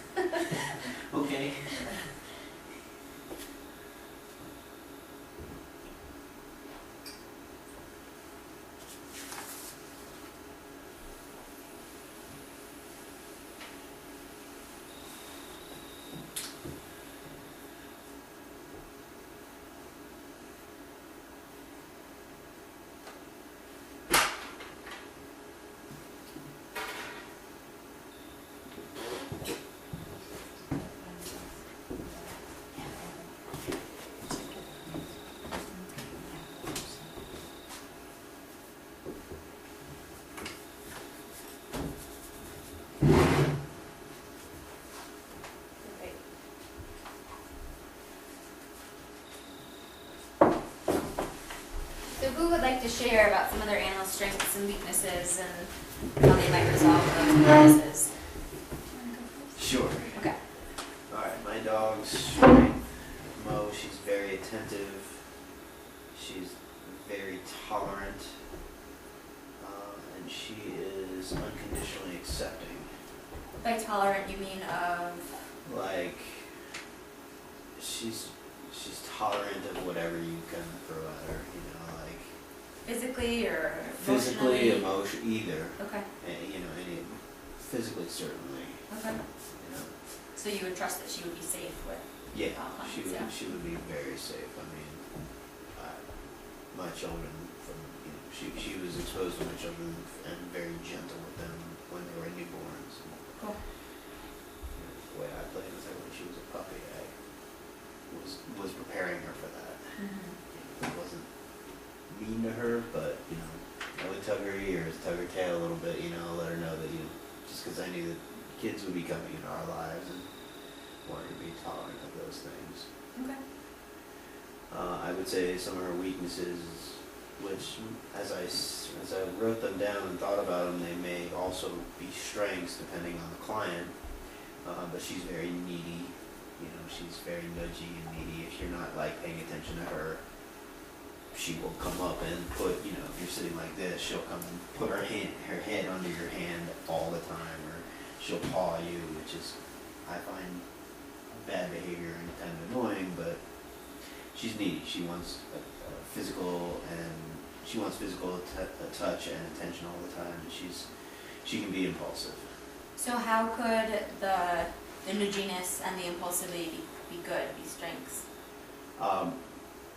They can be, metaphors as well, because I think a lot of our, there's potential that the people that present in our setting may also have impulse control issues, or may feel that they're not getting enough attention and be acting out because of not getting enough attention, much like my dog Mo. Yeah, exactly. And to share what you told us earlier, when Mo is home alone these days, sometimes she acts out to her own physical harm. And you said she had some blood on her nose. She had a scratch. She rubbed some skin on her nose, and it was missing a small bit of fur under her eye. And I suspect that was her wrestling her way out of the kennel. Yeah, so she was so desperate to get out of this sort of trapped feeling, or this enclosure, and so desperate to try to find her family and her people that she caused injury to herself. And so, even though that's not Mo deliberately scratching her nose because she's mad at her dad for leaving her home alone, it is her way of acting out and causing harm to herself to convey a pretty powerful message. So I think that could be a really good analogy. Another thing I consider is that, when I do leave Mo home before she was being kennel trained or crate trained, she would tear stuff up in the house, and then when we would come home, she would exhibit amazing remorse. She would be all nervous and knew that she was wrong and knew that, but it would continue to happen, so that she, again, an impulse controller, almost like an addict who uses and then hates themselves afterwards, is kind of what I think about with Mo, is that, she does this behavior and then she displays these, I'm so sorry, please love me anyway. Yeah. Well, in that cycle of self-injury that Linda was talking about, is that you have all these emotions build up, so Mo's getting upset that she's being left home alone, so she acts out, and then she's feeling shameful and remorse, so then the feelings start building up again. So for our clients who feel stressed and upset, so they cut, then they feel guilty, so then all those negative feelings start again, they have to, self-harm again to feel better. Mo has a lot of behaviors that are good analogies for our clients, whether they're good behaviors or not. Probably sort of, not, but yes, they can be very beneficial to our clients. Yeah, they're good therapeutic stories. I think with the crate story, it's also good for people who are reckless and do things without regard to their own self. In another sense of self-harm, it's not people who directly harm themselves, but people who do things without regard for the consequences of their own harm. Yeah, yeah, that impulsivity piece too. they're not thinking about the fact that driving 90 miles an hour on the freeway could be dangerous, or that, you know, doing meth is not a positive choice for a person. Yeah, that's a good point. Yeah, I have a shepherd mix. His name's Durango, and I adopted him. He's about 6. I don't know his birthday, but his positives. He's very, very sweet. He's completely safe. Like I would trust him with any dog, cat, child, baby. So he's fun. Like I taught him paw and just some tricks that can be fun, but he's not really hyperactive. Or anything, so those are some strengths, and then weaknesses. He doesn't stay or come, like he just refuses to. We went through training and everything, and he's still just like, I'm gonna do what I want when I want. So that kind of is a barrier. But now he's like between 11 and 12 years old, so he's an older dog, so nothing can really change, or, you know, he's not able to, you know, I don't want to put him through anything like training or rigorous stuff. He gets tired quickly, which, you know, is good if you're just petting them or feeding them, but with kids playing fetch, you know, he lasts about 5 minutes. It's just, oh, to lay down. Yeah. So, like, he seems to get, you know, drained emotionally or physically around hyper children, so kind of, he just can't last long, and he's also very attached to me. So, like, if he was here, he'd be with me. Or if I got up and left the room, he'd follow me, so that might be kind of a hard thing too. But Yeah. So how could any of those, you know, sort of weaknesses be beneficial therapeutically, do you think? Kind of just with, like separation anxiety, to have that be something the clients relate to. But just, you know, kind of working through like, oh, you know, we might be apart, kind of like his dog where we're apart maybe for the day, but, you know, I'll come home, and just kind of working with separation anxiety or different types of anxiety. Yeah, and I think too, even the fact that he's overwhelmed, or, you know, can't really handle a lot of activity, or hyperactive kids may be a good analogy for clients who themselves get overwhelmed really quickly and then use some of those self-injurious behaviors to sort of calm that overwhelming. Is, you know, Durango gets overwhelmed really quickly, and then what can we do to help him calm down? Or, you know, like, what does he do to take himself out of the situation? And so sort of learning from the dog. Yeah, because he'll just go separate himself to like kind of have quiet and lay down. Yeah, so he's overwhelmed and he has a good coping skill. You know, Yeah. he's not going and laying down and biting his paws, or, you know, some dogs have you know, severe licking behaviors they do to calm themselves down, and so he's not doing that. He has found these coping skills, so that could be a good analogy. And then lastly, did you guys think at all about how you can help protect your pet for these really intense sessions or these really intense clients? Or any ideas at all, if it's not even for your pet? I think just kind of having that relationship with your animal to know when they're overwhelmed and not overwork them or overstress them, because that can get dangerous and harmful. Yeah. Yeah, I think being cognizant and paying attention to their cues, and what they're trying to express, like they've had enough, and excuse them. Yeah, and I think knowing sort of what your animal's limitations are, you know, if you have 8 clients in a day, you know, is that going to be, you know, that might be okay for you, is it okay for your animal? And what if all 8 of those clients are suicidal? That might be a whole nother level of intensity for your animal that they can't handle. So, you know, just considering client scheduling and spacing, and, you know, whether your animal should be in all sessions, you know, that's really important to consider. I think also, since animals work out their tension with exercise, I think it's very important to make sure that you're doing regular exercise with them during the day, so that they can get out some of that and release some of that energy that they're building up. Yeah, and especially an active dog like Mo or Rupert, sitting in a room on a couch with a client for, you know, for 6 hours in a row is not really going to be okay for them. They're going to get anxious and antsy. For Sasha, that might be way better for her to do than to go play ball for 6 hours. She won't even play ball ever, but you know, than to expect her to be active for 6 hours. She can't do that, but she could certainly lay on a couch for 6 hours. So it's just figuring out sort of the fit for that. All right, well, we're going to take probably 10 minutes, 15 minutes break. So hang out outside, whatever you need to do. I'll just say hi to our goats.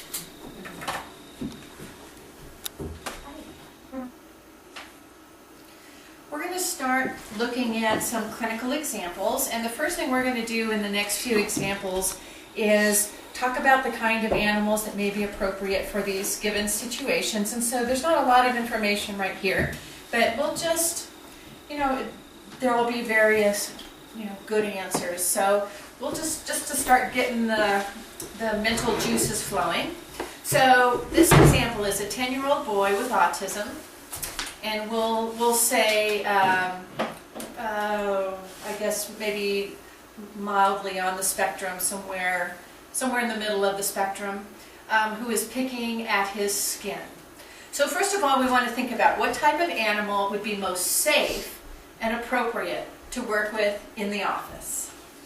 Okay, and so don't necessarily think about this office, but in a traditional office setting, we're going to talk about this. So this is, we'll just have a discussion about this. So what are you thinking about?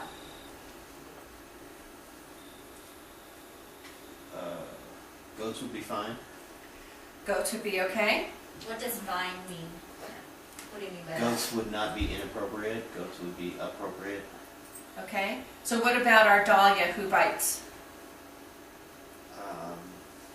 As long as the child was educated not to stick his or her fingers in Dahlia's mouth, Okay. and to be aware that, Dahlia, if given the opportunity, may nibble, and you are closely supervising, I still think it would be all right. Okay. So we do need to consider, though, that child has adequate comprehension and can follow those kinds of directions. Certainly. That's, yes, given the kid's ability to understand the warnings and the... Right. But, yeah, and if that's not, if the kid isn't, if the client isn't going to understand that, then perhaps Duncan may be a better candidate. Okay. Okay. Yeah.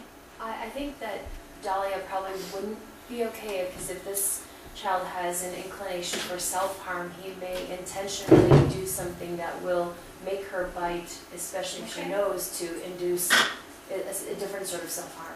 That's an interesting point. Okay. And she will pretty much, if you put your finger in front of her mouth, she pretty much will bite it. Yeah. So I think that's a good point. So is that something we would know? We might not know that immediately, but certainly that's something that we might have to carefully. Just playing with the electrical outlets. Let's not do that, honey. Not safe. Self-injuring cat. So, right, exactly. Zap. Okay.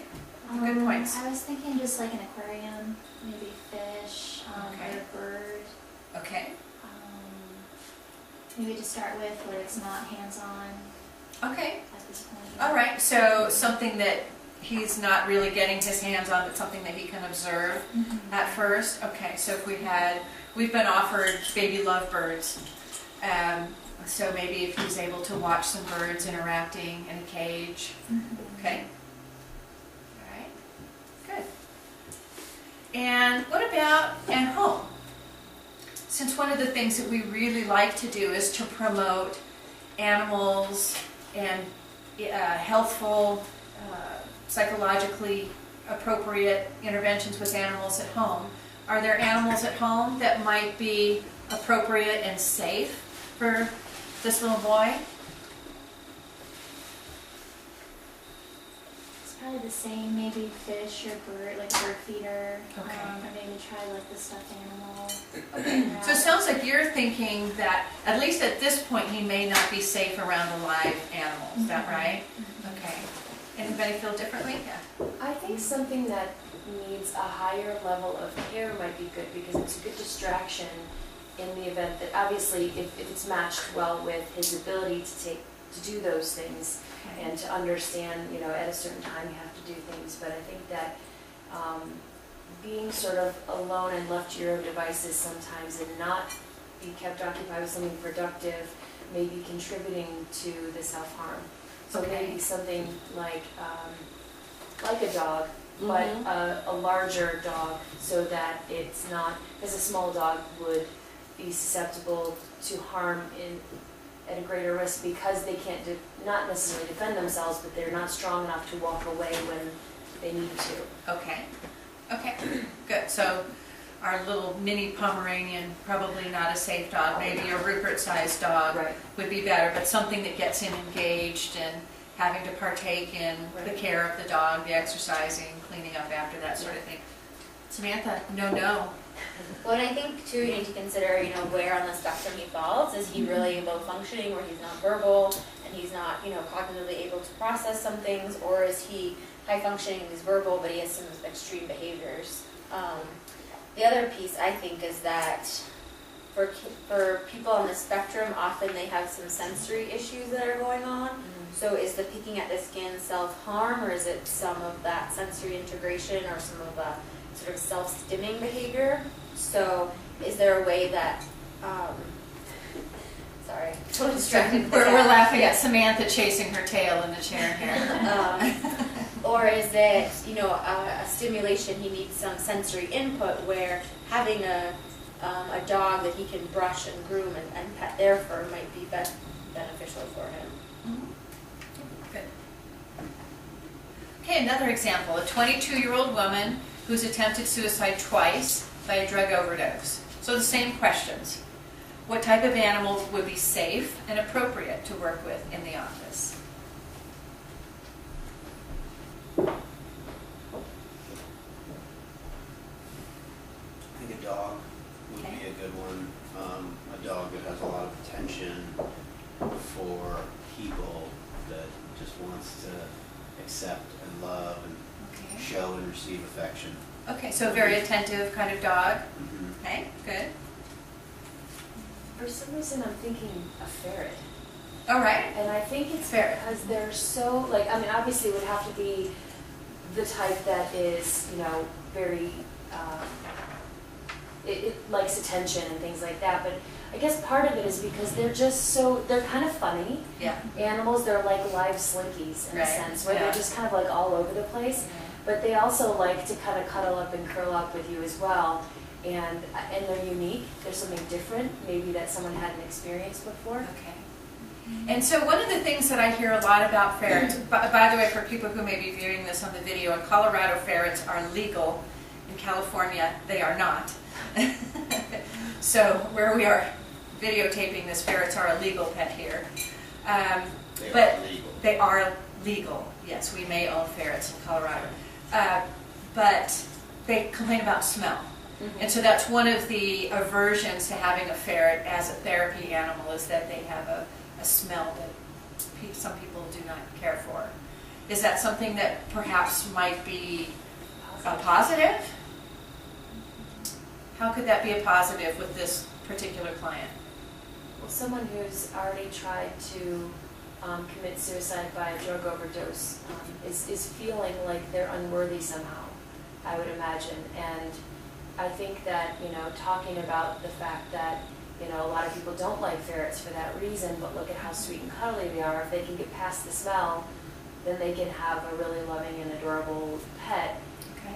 And kind of relating that to, well, why do you feel like people aren't looking past whatever it is Okay. that is on the surface to get to the person that you are that you like? Good. That's awesome. Yeah.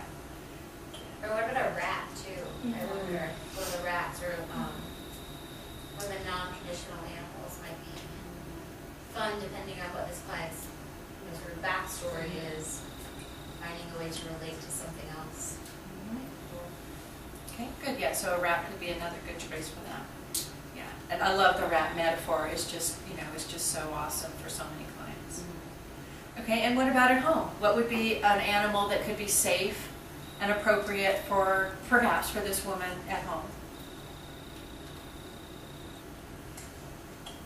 Yeah, a rat or maybe a cat that's affectionate or like a loyal. A loyal animal. Okay. Somebody that needs an animal that needs repair. Yeah.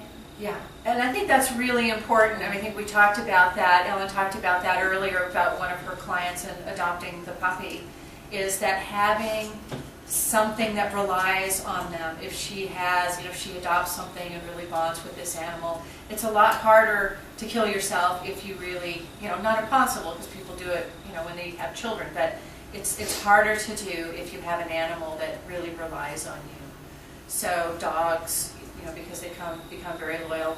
Cats that they've chosen, some cats can be very aloof, but a lot of cats are very, very bonded and affectionate with their owners. And this reminds me of Sarah, our employee who has the mini Pomeranian. She brought her dog to work with her at an adult residential facility, and Tucker ate a pill that was on the ground. So if we were talking about, and so Sarah was very worried and called the vet, and gave Tucker medication to induce vomiting, and there was this whole big thing about taking care of Tucker, because for him 1 pill is an overdose because he weighs like 4 pounds. So I would wonder about getting an animal or a dog and talking about how to keep the animal safe from the pills, and like whether it's appropriate to have pills in the house, because your animal might eat them, so maybe you shouldn't have these pills at home to keep your animal safe. When in reality, it's really that we don't want pills at her house to keep her safe, but maybe sort of taking it off of her and putting it on this animal that she's in charge of taking care of could be useful. Mm-hmm. Or empathizing, one step away, which is one of the things that we do a lot, looking at the situation from the animal's perspective, when really we're talking about them. Yeah, good point. And I would say because, I'm not trying to generalize, but I kind of am at the same time, but because she's female, she's intrinsically a nurturer. And so you would, if you have a needy kind of animal like a golden retriever who wants to be by you and needs your attention and solicits these sort of things that come naturally to her, that she may start to feel more comfortable with herself, and that it's eliciting natural behaviors out of her. Yeah, and those are always good things for us to point out too. If there's that self-loathing or feeling of unworthiness, that look at all the things that you are providing for your dog that are meaningful to that relationship and would be also meaningful in other relationships as well. Great. Okay, one more. A 14-year-old boy recently arrested for sexually abusing his 8-year-old sister. He recently attempted suicide by cutting his wrist with a knife he borrowed as he neared his court date. And he has a history of tormenting and killing rats. Okay, so what type of animal would be safe and appropriate in the office? Teddy bear. Teddy bear. Okay, good. Rats? Do we want rats? No. Okay. Not rats. Nothing hands-on at this. Nothing hands-on at this point. What about a huge dog? Would you like that? No. Okay. Horse? Maybe, no. I would say no. Horses are so sensitive that if he's so impulsive, what could he potentially do to a horse that would really freak the horse out, but also potentially cause a lot of harm to him? Yeah. Yeah, so that's a good point, is that even if he may not be acting out directly to the horse, could the horse be reacting to his, impulsiveness, rage, and do something, even if it's inadvertently, to harm him. So, yeah, I think the point is, and this is our policy here, when we have a client that we know has been abusive to animals, we do not allow them to interact with our live animals until they have gone through several steps and education, and we really do some training with them with animal representations like the stuffed animals first. There are even life-size animal puppets that you can purchase. At some point I'd like to have one of those here, or dog size I should say, but they're big dog puppets that really you can have that puppet interacting in the way that a dog would and have that client practice. So that would be a good age for that. And then what about at home? You want any pets at home? Yeah, and it's interesting how many parents just don't even think about that. They have a child that's hurt an animal in the past, and maybe they don't have that particular animal anymore, but they still have other animals in the home. And so again, if the animal may be safe, but it also may not. And so I think we always want to err on the side of the safety for the animal as well as for the client. So if there's any risk that this boy could impulsively or thoughtfully harm an animal, we wouldn't want to give him that opportunity. Yeah. With an example like this, would it be beneficial to frame working with the animal as a privilege earned? I think, Hmm? like, what do you, before Yeah. the answers, what do you think? I don't know. I mean, what occurred to me, is that it kind of is a privilege that, it's not a given, and animal therapy is not for every client. I don't know. It depends if it's going to be a motivator for a 14-year-old. I mean, Yeah. if it's going to, if he cares about the animals and wants to be engaged with the animals, then maybe it could be used as a privilege and a motivator. But if he's aloof and could, and is so, entrenched in other issues or doesn't care about animals, then I would say no. So Yeah. I guess it's dependent, but I mean, that's, and I don't know what you were gonna say, that was what I was gonna say, was it being motivating for him? Does he mind get to hang out with the horses? Then maybe it's what you work towards. If he could care less about hanging out with the horses or the dogs, then maybe that's not what you're working towards. Maybe there's a different motivator. but it's not inappropriate to use it as a motivator if it's clinically appropriate. I don't think it's inappropriate to have it as a goal, no. Yeah, I don't like using animals as a reward. I know there are some programs that will do that and schools that will do that. I'm not a big fan of that. You get to play with the dog, as a reward. But I think, kind of looking at it differently as, this is a goal that is part of your, work. It can continue to help you to work on things as opposed to just in and of itself being a reward. Right. So, again, in the fact that it's a mutual relationship between the animal and the client. So, we don't want the animal just to be like an M&M.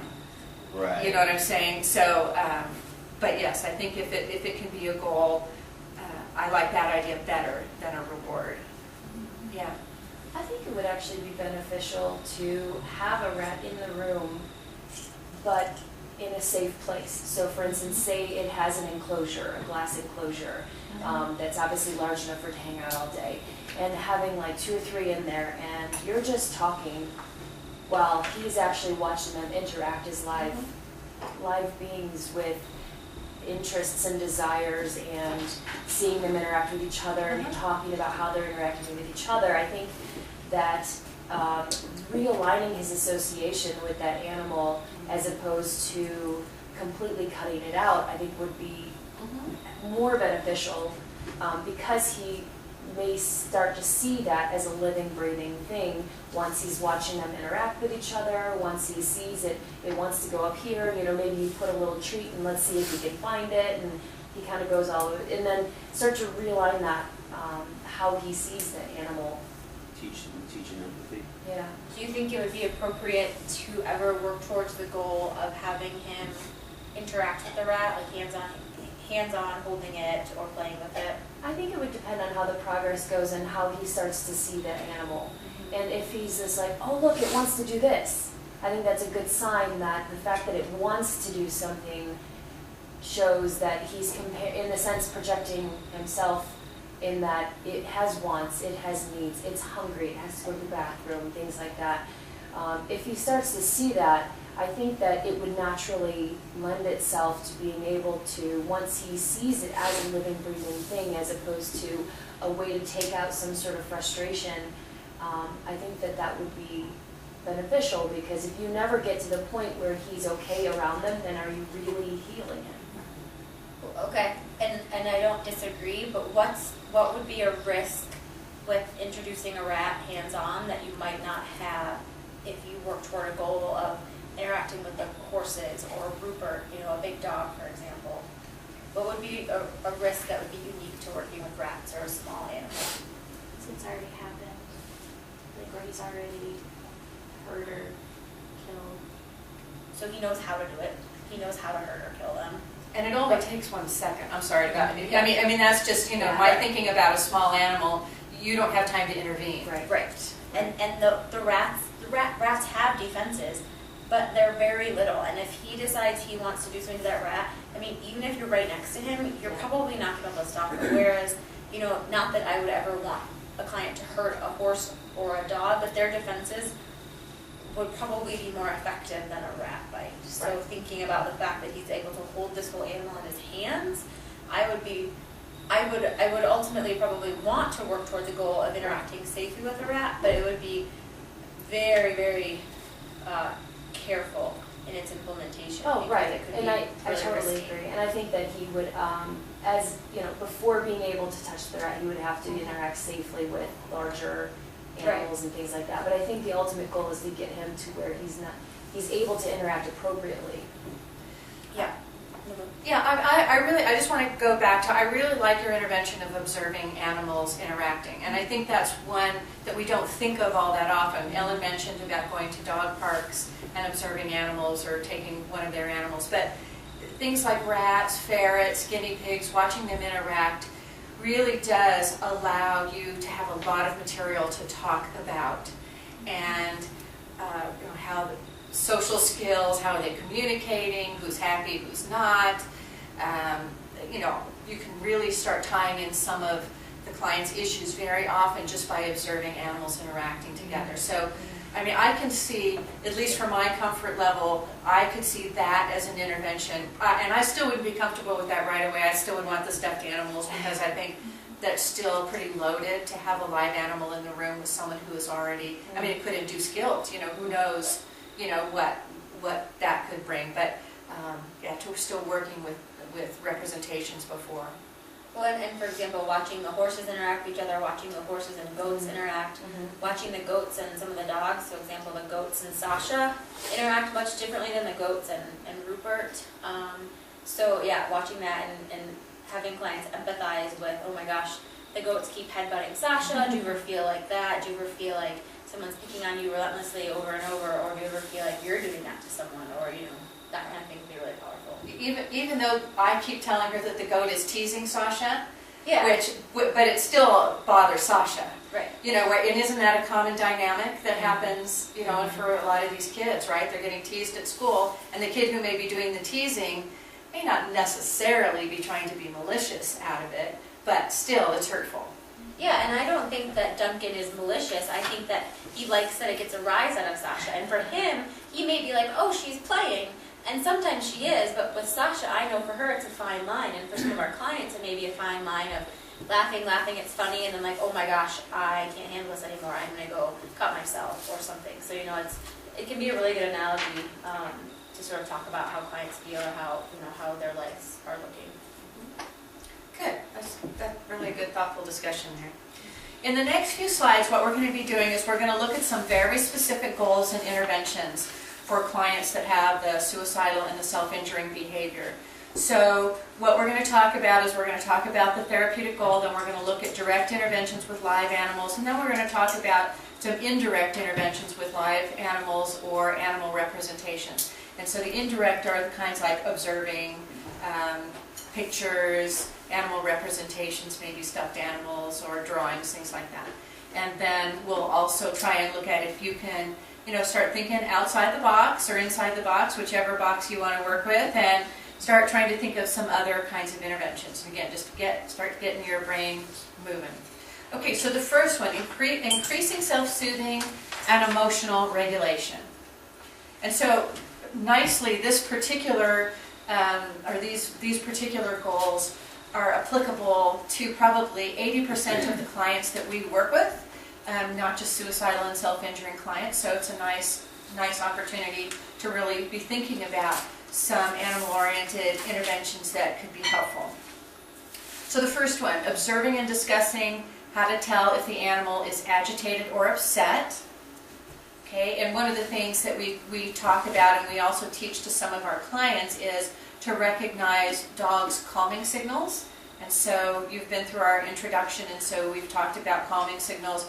In our dog training, we go into a lot of detail talking about dog calming signals, dog stress, and so we may be doing some education with that client so that they can be looking for that. Also, I don't know if they're working with the horses, it's really important that they start recognizing What does the horse look like? What does the cat look like? Whatever animal they're working with, we're going to want to be doing some education about that.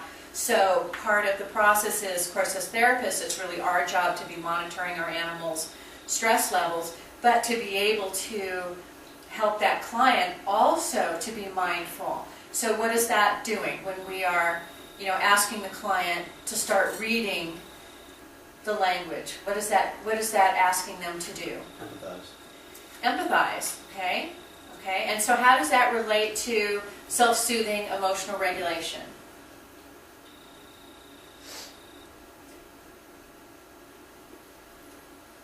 It may make them aware of their own self-soothing behaviors or their own triggers, the things that make them, because I think a big part of reducing a behavior is helping the client become aware of their triggers or becoming aware that they are becoming triggered. Emotional intelligence. Emotional intelligence. Okay, so they're being triggered. How is that happening? Okay. All right. And then calming signals are really the dog's way of saying, "Whoa, everything's okay, right? I'm cool. You cool?" And so, so that's also the dog's way of kind of moderating, right? Isn't it the way of kind of soothing everything around them and just saying, "Okay, let's chill." Right? So instead of getting all, hyper aroused, like they would if they stared into another, two dogs staring at each other or facing each other directly, which is an aggressive act, they're doing their walking around each other and, doing those kinds of things, and they're saying, "Okay, we're good," right? So they're calming each other. And so that's a way that the animals are regulating their own emotions, and they're helping the other dog to do the same. Okay, and so you can be talking about that, watching how the dogs are doing that. And so you're seeing how the animal is self-soothing. Okay, how are they doing it? When the animal is stressed, how is it calming down? Well, and also, how are our animals asking us to help protect them? So I know that Sasha has some behaviors that she does that mean that she needs me to take a more active role in either interacting with her and calming her down, or maybe giving her some space. So how can our clients learn from that and learn how to communicate to people in their world that they need some help, they need someone to look out for them? Okay, good.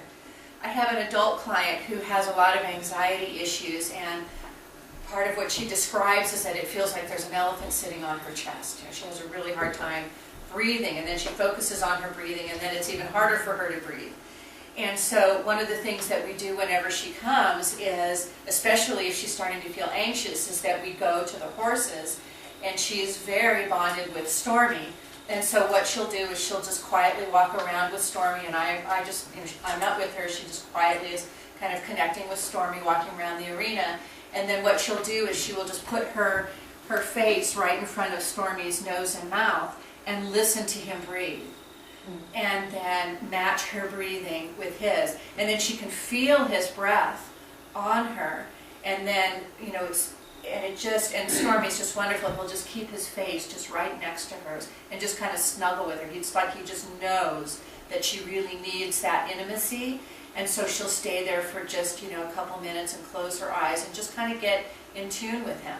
And that's a nice way to, Stormy's nice and calm, and she's just kind of borrowing that nice calm energy from her, and from Stormy. And then also what that does is part of that externalizing function again.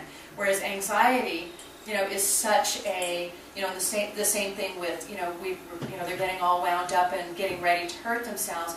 It's all that inner focus. It's just too much of that. I'm in pain, I'm uncomfortable, everything is ugh.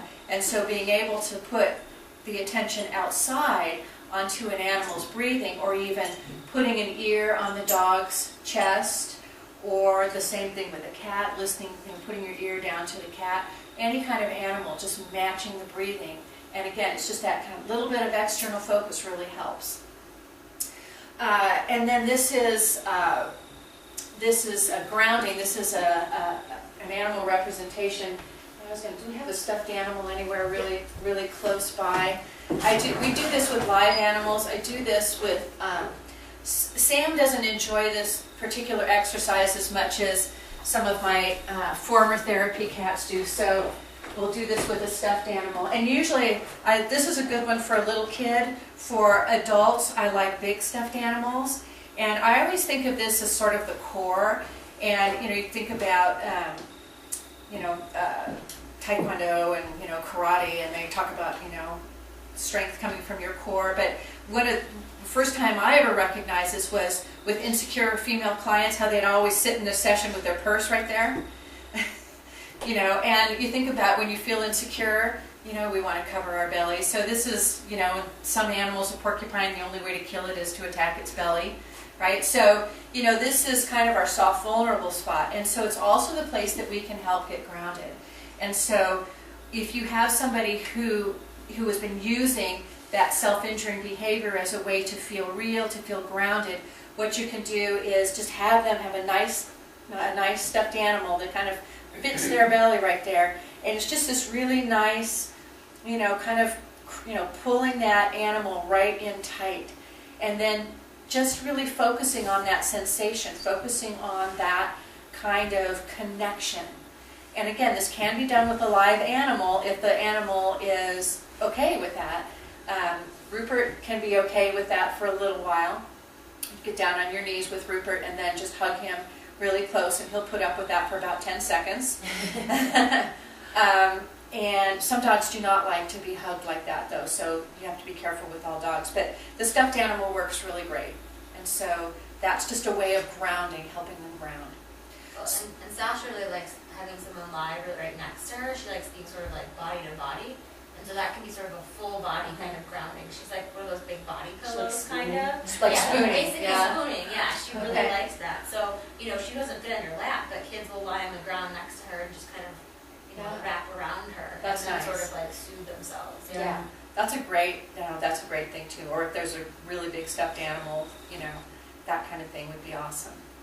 So what others can you think of that would be helpful to increase self-soothing or emotional regulation?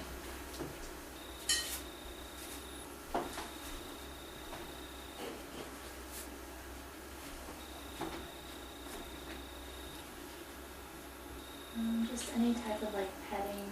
Petting, I think a purring cat. purring cats, great, yeah. And then I've had a fish tank since I was like 10. I just always have had fish, and if I'm upset, I'll feed them and watch them. Okay, good. Watching the fish. For some reason, I'm thinking about the foster dog that I have at my house, and how, when it's thundering and lightning, and she's very nervous, the things that she does to make herself feel safe. Okay. And so some of those things, may be, unhealthy, like, shaking or panting and things like that. But some of them are okay, just like going in a dark corner and just feeling safe in a safe spot. And kind of observing or talking about how they make themselves feel safe and comfortable, and just say, well, what kinds of things can you do in your house, or where are places in your house that you feel safe Good. and that you can go. Oh, that's fantastic. And even if that dog doesn't end up being your therapy dog, I think having that as a story. Yeah. I had this dog, Smokey, who, and I think that's a great way to introduce that and to get them to be thinking about, I have a place in my closet, or, I like to crawl under my covers, or whatever Fantastic. Because a lot of kids do have places like that, but they may not have put it together. Right. That those are places that they go to feel safe, and that they can intentionally go to when they need to. Good examples. Okay, so here's another goal. Identifying emotions. Big one. Okay, so one of the interventions you can use is what we call forecasting with the animal's story. And so what this is about is, talking about your animal's story and, what kind of emotions they might have around it. So Ellen mentioned that my dog Rupert was in 5 different places before he came to us as his forever home. So he's been with us for about a year now, but, initially, how did he know that every time we left the house he wasn't going to another home, right? And when we just took him on car ride vacation for the first time, he was very anxious for the first 2 days because he had no idea. He'd never slept the night in a hotel before, right? I mean, where do you think he was going with that? So, you know, we can talk about those kinds of situations either that occurred outside or even things that occur, more ideally, things that occur within the session. So Ellen and I were seeing a client together once, and Rupert started barking. He saw something outside and started barking at it. And we were able to turn that into, you know, what do you think he's barking about? And this was a client who regularly cut herself, and you know, and had, you know, anxiety and had a lot of relationship issues. And so she was kind of able to project, you know, well, he's looking out the window and he's seeing some other dogs out there, and I bet he's feeling really uncomfortable, but he wants to meet them at the same time.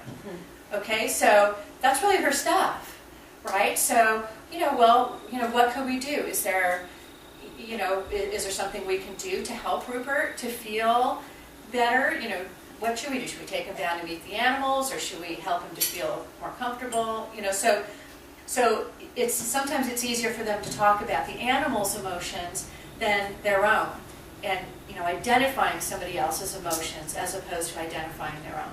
And so with older kids, we may be able to say, you know, I wonder if you've ever felt like that. With little ones, we don't often do that back, you know, back to them. They don't really have that, you know, cognition to be able to make that parallel. We're just talking about the animal, and then symbolically, you know, they can make the connection anyway. But, you know, with teenagers, with adults, it's very easy to tie that back to them. You know, is that something that you've ever experienced? You know, do you think you might feel that emotion at times?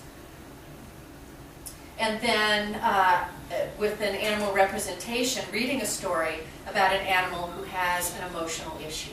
And so there are some therapeutic books that are written about animals that have, you know, gone through divorce, or, you know, have been depressed, or I'm not, I've actually asked somebody, I know someone who specializes in finding special books, and I've actually been looking for a story for kids who are self-injuring, and she hasn't found one for me yet.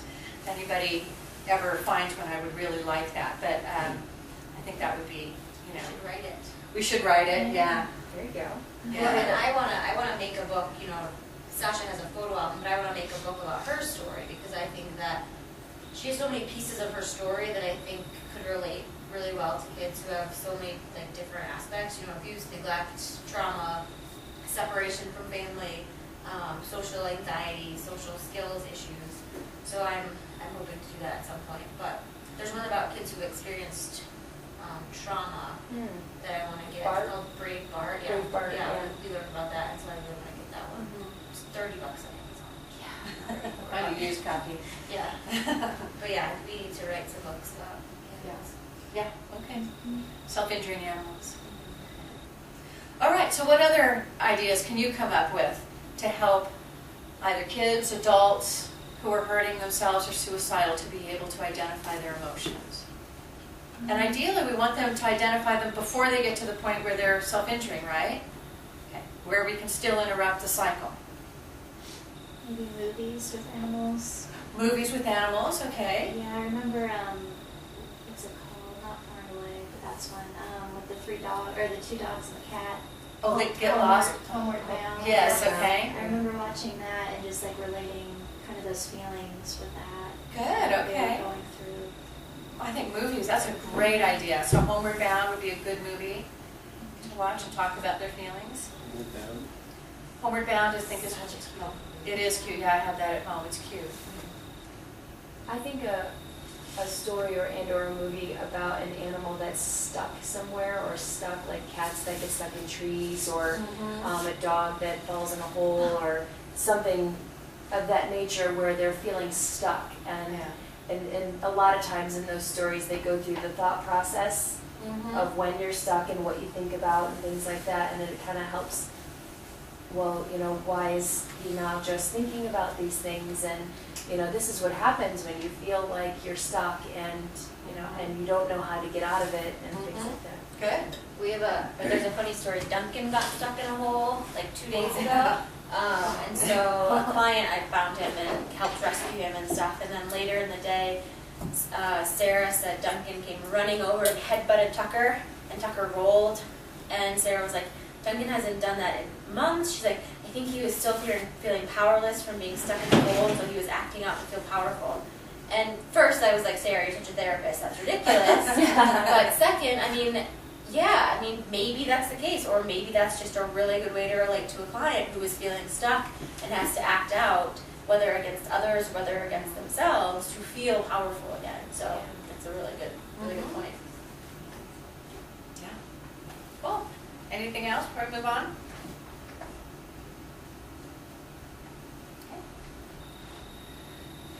All right, developing tolerance for negative emotions. Oh, is this yours? Okay. Developing tolerance for negative emotions. Okay, so one of the things is to teach a dog a difficult trick, or in our case, you can teach a goat a difficult trick. So, and what that can do is give the client an in vivo strategy to recognize and deal with frustration. So this training the animals is intrinsically frustrating because they don't do exactly what you want them to do. And so I know Michael was working with one of his clients the other day in training the goats was trying to train Dahlia to wave. So Duncan knows how to wave, and so Dahlia is how do I say this? She's not as astute as Duncan is in catching on to things. She's very sweet and lovable, but she's not quite as bright. She's not a performer the way Duncan She's is. not a performer, right. She's not a performer. And whereas Duncan wants to please, and he will keep on going and keep on going and keep on going, and Dahlia really just loses interest after a while. And so it was becoming frustrating for this elderly client of Michael's, and she was getting tired and she was getting frustrated. And so, first of all, the first moment of frustration, do we quit? Probably not, right? Not right at first, but part of the therapist's job is to monitor that the level of frustration doesn't get so big that the client does get overwhelmed and throws something or quits. So we don't want it to be so bad that it can, really backfire. And so that's where creating interventions that, are moderate enough that allow for the opportunity to deal with some frustration, but still monitoring to know when enough is enough. But being able to offer some strategies during the meantime for dealing with it. Okay? And so teaching the animals tricks is just a great way to do that. They really have to practice. And then there was a point that you guys quit, right? Well, yeah, she was getting a little frustrated, but she was not looking to give up. She just, she's 70, so she got tired and wanted to go sit down after a little while, which was totally fine. Yeah. But so, and she actually adapted as well, because Dahlia wasn't waving and digging the way it was. She said, well, I bet Dahlia we could train her to jump from one chair to another by treating her and using the clicker. So she adapted to the situation, which I thought was a positive, therapeutically a positive. Right. Because if things don't go your way, you can dwell in them, or you can make an adjustment and adapt. Fantastic. Great metaphor for life. Really, really great metaphor. Good. And one thing with Sasha and with kids is that Sasha, and possibly Rupert, I'm not sure, but have a sort of a certain amount of time threshold for being able to learn a trick or be on command, and then they need to be doing something else. So Rupert might need to play, Sasha might need to lie down. So helping clients pay attention to the dog's body language and recognizing that they need a break. And that, how can we tell Sasha's ready for a break? How can we tell that she's ready to learn again? And so helping clients, bring that into their own lives. Like, how can I tell when I need a break? How can I tell when I've had too much? I need to go outside for a walk, or I need to go, go for a run, rather than building up, and then they need to, self-harm to feel better. Sort of stopping that before they get to the point where it's not productive anymore. All right, then if you have using an intervention without a live animal, and you could be having them draw a picture or making some sort of sculpture in clay or Play-Doh of some type of animal with a troubling emotion. So if you have somebody who, let's say they're triggered by a feeling of being ignored, and so maybe they could draw a picture of a dog that, and people are over there ignoring them, and this is how the dog is feeling. And then they could show what the animal could do to get through that emotion. So they could draw a second picture or add something else. If they're making something in clay, maybe add, what else could help? Well, they could go and, talk to their mother, or, pick up the phone and call their friend, or text somebody. We have a lot of these teenagers, and so we use texting a lot. Mm-hmm. You can send a text to your best friend, or send a text, we had a client who could text 911 to her mom when her mom was at work, and the mom would know, I need to get on the phone right now. My daughter needs me, because this young girl was home alone a lot, and that was most of the time that she cut herself, was when she was alone and she felt, abandoned and scared. And so being able to, reach out like that could be really helpful. Okay, what else? What else can you come up with for tolerating negative emotions? There's a couple of good shows. One is The Cat Whisperer, and one is It's Me or the Dog, where they actually talk a lot about how the animals are feeling and how to help those animals cope with those feelings. Okay. And so Are those on Animal Planet, or yeah. The Cat Whisperer, and what's the other one? It's Me or the Dog. It's Me or the Dog, okay. And so it's, situations where people have had enough. Yeah. And it's basically, we need an intervention. And so this expert comes in and teaches people how to, what emotions their animals are going through and how to help them cope with those emotions. And so, for instance, The Cat Whisperer, there's one cat that was, scraping at everyone and running and hiding, and he basically helped them to see that it was because there were no high places for her to go on. Cats like to be above, cats like to feel empowered and things like that. And it's here's what you can do to help her feel empowered. And so for the representation part, it would, if your client either doesn't like to work with animals directly, or if they're not quite ready to deal with animals directly, then maybe watching an episode of that together and talking about picking one that would match what they're going through. Good idea. And Or that could be homework, this Exactly. please watch the show once and think about, and then bring back an idea of how this might relate to you. Yeah, good. Very good. I'm going to have to watch that. they're good. Cat Whisperer. Yeah. The Cesar Millan ones are really good for behavior, but the problem is it's not a one-for-one. Like a scared dog you wouldn't treat, in his opinion, the same as a scared human. And so it wouldn't be a good match to watch, but It's Me or the Dog, she treats them a lot more humanistically. Okay. Okay. There are also some concerns about the Dog Whisperer's interventions, so I probably wouldn't recommend clients watch that either. Okay, any other ideas? Okay. All right. So another goal is challenging irrational beliefs. So some of the CBT techniques, or clients have really negative thought processes, trying to challenge that. So observing the dog doing a problem-solving task, and then talking about how the dog, or even the goat, we can do some problem-solving with the goat, but how does the dog learn how to solve the problem? And then what does the client think the dog is thinking during this time? So an example is this. This is a toy for dogs. You put treats in here, and you sort of shake it up, and then the dogs use their noses or paws or whatever to knock it around and get the treats out. So I've done this with some clients, and we watched Sasha interact with it. Or the Kong. This is another one. Yeah, the Kong is a really good one. Sasha has been occupied with the Kong for the past 3 hours. And she's been really persistent, and she hasn't given up, and the stuff in there has been frozen in there for probably 6 months. And so, what is she thinking during this process? So potentially a client might say, with this, we had a client watch Sasha do this, and you know, what is she thinking? What is Sasha doing while she's, you know, interacting with this toy? Like, well, I think Sasha wants to give up because she thinks she'll never go like get the treats out.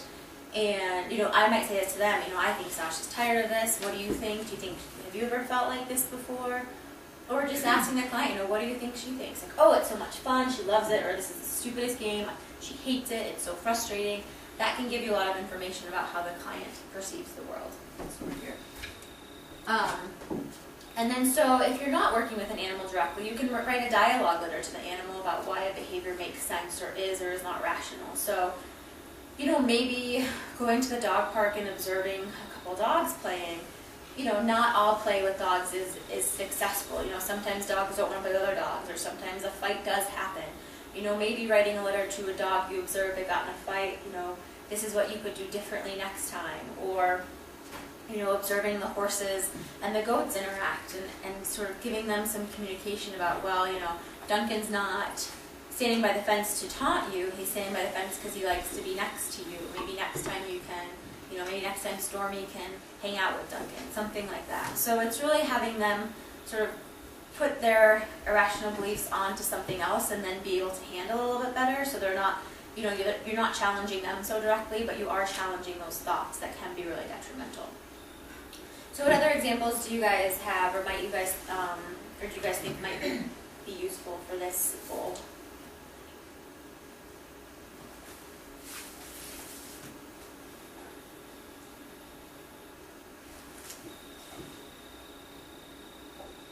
I mean, it's a tough one, but I think that, you know, do dogs or cats or you know, goats or horses, whatever, do they ever tell themselves they're too stupid to get the treat out of the toy? Or is Sam too little to climb up that chair? I mean, we don't know, but my guess is probably not. Sam's probably not thinking, oh, I'm the runt, I'm too little, this is too hard. She might think, God, this is hard, but, you know, probably not some of those detrimental, you know, negative self-thoughts. Yeah, my thought is to, you know, dogs that have disabilities that don't hold them back, you know, with people. You know, we've talked about this in you know, wide range of popularities of presentations. You know, someone who is in this population who, you know, I'm no good, I'm not worthy because X, Y, Z, you know, well, you know, the dog has this disability, but it doesn't seem to hold her back, or, you know, yeah, she's not good at this, but she is good at this, and, you know, she focuses on what she's good at, seeing what she's not good at. Yeah, so Sasha can't... Strength-based. Right, exactly, and Sasha can't run as far or as fast as she used to. And so, is she mad at herself? Is she saying, oh, I'm old and I'm fat? No, she's like, hey, this is awesome. I get to walk slowly and see the world and roll around in the grass. And as her owner, I've had to adjust my behavior and adjust my expectations of her and realize that, you know, running every morning with her is not going to be possible. So what can I do that's both good for me and for her at this point, you know? And so talking with clients about, you know, yeah, now we're changing and there's limitations, but what can you do differently? What can you ask of your family or your spouse or your, you know, your boyfriend to help you cope better? Another piece is, sorry, and then I'll get to, but Tucker, our little Pomeranian, has a heart murmur and alopecia and epilepsy. So he has a lot of limitations, but he is the happiest, talkative, most demanding little guy. He does not make it a mystery what he wants to do. And so he is not letting any of those limitations make him feel badly about himself. He doesn't care that he's wearing a sweatshirt all day, you know? He muscles Rupert away from the food bowl. Yeah, yeah. He's all of 4 pounds and Yeah, he's about as totally big as dominates Rupert. Yeah, he's about as big as Rupert's nose. He's smaller than Rupert's head even. So, yeah, Melissa. Well, I'm thinking about the irrational beliefs and the self-injuring, and I'm immediately thinking about a feeling of being trapped or fear.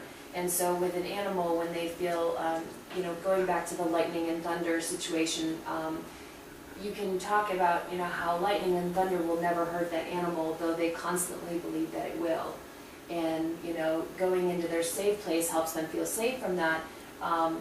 But you can talk about, like, you know, why do you think that, you know, even though they've never been hurt by thunder, why do you think that they're still afraid of it?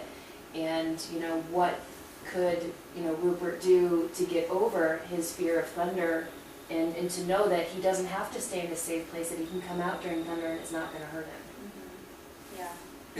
And then relate that to things that are going on. Because a lot of people's fears are perception of what could happen, not necessarily reality of what is happening. Yeah, definitely. Or like Linda's example, Rupert's perception of this family vacation, it was scary and weird, and then I think after a few days he's like, oh, this is awesome, I'm with my family, I'm in a car, we're going hiking, this is great. And so he realized, he was afraid about the unknown, and it turned out to be pretty good, Yeah. So another big goal would be to increase communication, and whether that's actually talking or whether that's improving communication style or flexibility. The animals can be really helpful in terms of being a safe thing to communicate to. So talking or whispering to the animals are a lot easier to talk to. They're not judging. That's why they have a lot of the read programs now where kids are reading to animals, because there's less pressure. There's less judgment about how well you're reading, how fast you're reading, if you're pronouncing it the right way, if you're stuttering. Animals don't care. You're hanging out with them, you're reading a book, that's great. So maybe asking a child to talk or whisper to the animal. You don't have to tell me your secret, but maybe you could tell Sasha. Or, if you're not comfortable telling me about, your desire to hurt yourself, maybe you can tell Sasha, and then we can go on from there. And whether they tell it so we can hear or not, the fact that they're even vocalizing it or getting it off of just them is really important. It can be really good for shy children. I think one of the first, maybe the first documented case of animal-assisted therapy was a child with selective mutism. And after, I think, 3 sessions, it's Boris Levinson, I think is his last name. But after a few sessions, this little girl was talking and she was good. And that was one of the first documented cases of, wow, having an animal in session can be really powerful. So if you have the animal, you can talk to them, you can whisper to them. Even for kids who may be in speech therapy and have some difficulty pronouncing certain letters or something, asking them to train the dog and use words that incorporate the skills they're trying to practice. So if it's S's, maybe they do sit and stay. If it's TH, maybe they do go there, or something like that, but where they are practicing these skills in a fun way and a less pressured way. If the animal's not there, you can write, you can also write a story about the animal and read it to them, or if the animal's not present, have the animal write a letter to the client. So the animal may be modeling how to express thankfulness or how to express feelings. So for termination for one client, Sasha wrote a letter to this client saying, thank you so much for teaching me this new trick. I will never forget it. You were a great friend. I always remember you. And so that's a way of modeling to clients that, there is a safe way to express feelings. It can feel really good to express feelings. Even if, they're not always positive, it can feel good to express even negative feelings. What other ideas do you guys have for ways to increase communication with animals or with representations? I have a question. Yes. If you have a client that is clearly not a risk to the animal or vice versa, not even a question kind of thing, would it ever be acceptable to step out of the room and let them talk to the animal, just have a conversation? Because I think that sometimes they don't want to say it with you around or something. And do you think that you could progress that into you being in the room or? I don't know. I think at the training we went to last week, there was an example of a client who they didn't think was a risk and ended up actually upsetting the dog. I don't know that I would want to step out of the room. I might say, okay, I'll turn around, or I'll go to the opposite side of the room, or I'll cover my ears even. But okay. I just, logistically and liability-wise, I don't know that I would feel comfortable, because then also what expectations does that set about the client being alone with the animal in the future? So if they say, oh no, I want to train them by myself while you're out there, and then at what point do you draw the line? And that can get pretty fuzzy. So I'd say probably not. Okay. Yeah, aside from that, I mean, if Ellen walked out of the room, Sasha would not be happy to be left behind with the client. It's true. Well, I want to give an example of something different, of when I have done that. I had a client who worked for quite a while with my cat Norman, and Norman was retiring, and so this client had bonded with Norman in a very strong way, and Norman had also reminded her of a cat that she had that had died, looked a lot like her own cat. And so the last day of Norman's work, I did ask if she wanted me to step outside, because this is a girl who had a lot of trouble showing emotion. And so I did, because I knew that they had a very strong and long relationship, and I knew Norman loved her and was safe with her. I did step outside, and so she talked to him and said goodbye she wouldn't have done it had I been there. But I felt okay about that, and I think that was okay for her. Yeah, and it sort of goes back to the whole, it's a really case-by-case basis. My mind, when I think about that, often goes to the population that I work with, which is kids. And so with kids, for me, that's too much of a slippery slope, both for what expectations it sets and the safety. And so for me, that feels uncomfortable. And also because of, like Michael said, Sasha's really bonded to me. And so I think if I left her in a room with a kid, she'd be like, whoa. And then she might get up, and then the kid's like, well, I was going to tell you a secret, and now you don't want to listen. And so that can create a whole slew of problems. Right. But, with an adult or with someone who really is bonded and needs that private moment, I think it can be appropriate. So, yeah, sort of back to the case-by-case clinical judgment piece, And I wanted to give just another example. It's not necessarily increasing communication, but how we also do the animal training is a way of helping people find their strong voice. So being able to communicate in a certain tone and being able to be assertive. And so for children and adults, you can't train a dog by saying fetch or come here, right?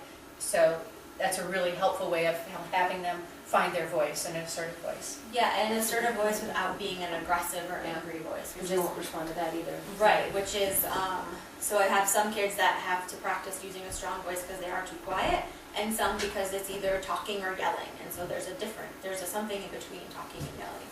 So that's a great example. So developing new strategies to deal with negative thoughts or emotions. So a big piece of helping these self-injurious suicidal clients is we need something to replace that coping skill they've developed. So we can't just take away their coping skill and say, okay, you're fine. You can't take that away. You need to replace it with something else. So what can we replace this self-injurious behavior with that clients can use instead when they're feeling stressed out?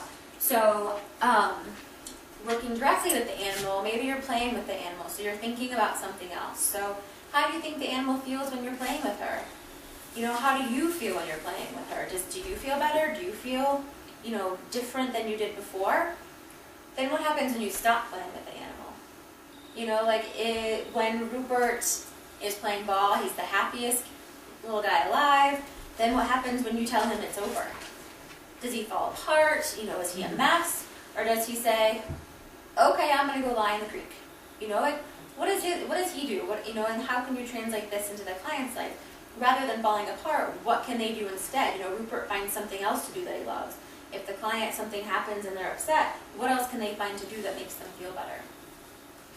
And then creating animals in clay or paint. And so a lot of coping strategies for self-expression may involve some of, the venting, some writing in journals, doing some artwork at home. We had one client who loved writing, who had a whole journal that she brought in, both of writing songs. She wrote journal entries, but also songs and song lyrics. And she was also a really talented artist. So when she was frustrated or upset, we worked with the mom to allow her to get some art materials. And so the agreement was she could get these art materials if she demonstrated that she could stay safe, if she was able to use those skills instead of using the self-injurious behavior. So helping them develop ways to, maybe they draw a really angry animal when they're feeling pissed, or they draw a really sad dog when they're feeling upset, something like that. Examples, what can you think of that we could do with clients, both with representations or real animals?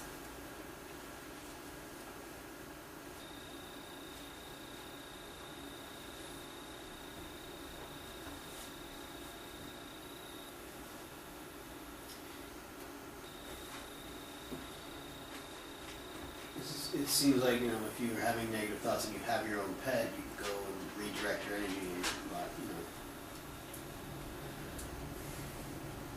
you know, you can go, if you have a dog that likes to fetch, you can take the dog out for that.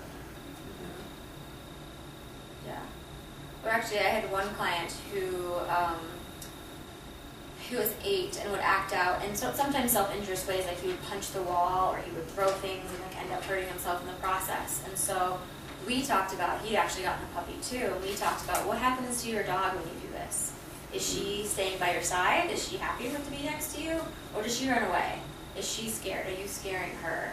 What can you do when you're mad that's not scary to your puppy? And so in that way, he's looking out for something else, but he's also changing his own behavior so it's safe for himself. So instead, we talked about, you know, yelling into your pillow or punching your pillow or doing, you know, there's controversy about whether, you know, punching a pillow was helpful, but for this client, it was better than, you know, throwing chairs at a door and punching a wall. So for him, it was sort of putting it outside himself and looking out for something else instead. So to become aware of what his emotion does to those around him. Yeah, and it made his dog sad and scared when he hurt himself. And so, you know, realizing that maybe he was having that impact on his family members too. Maybe to ask, you know, how, like if your dog or cat were to hurt themselves, how would you feel? So it's kind of that empathy about that too. Yeah, it's a great thing. But what would you do, you know, for a client who's cutting? Like, what would you do if your dog kept, you know, putting their paw on a nail? Like, how would you feel? You know, what would you do to keep your dog safe? Mm-hmm. Or Rupert, for example, he keeps playing even though he's injured. You know, so it's Linda's job to sort of keep him safe. And I think the ultimate goal is to, you know, help Rupert be able to be self-aware enough to stop playing when he's hurt, and that may or may never happen. But it could be a really good analogy. You know, how can Rupert keep himself safe eventually? So the final one we'll talk about is providing meaning and purpose. And so one thing that we have talked about a few times is having a pet, their own animal, can have a client be responsible for this animal, feel connected to the world around them, feel as though, you know, leaving this world may not be the most beneficial thing for their animal, and therefore they're motivated to stay alive. They're motivated not to hurt themselves, not to kill themselves. Can also write a story about how a beloved animal, whether it's their pet, whether it's another animal, overcame a problem and was then helpful to others. So creating meaning in that animal's world. And I don't know if you guys have heard of the story. We talk about it in our dog training, but this is a little dog, Faith, that was born without her front 2 legs. And she was scheduled to be put down, I believe, and a family came and they chose her and they taught her how to walk on her 2 hind legs using peanut butter on a spoon.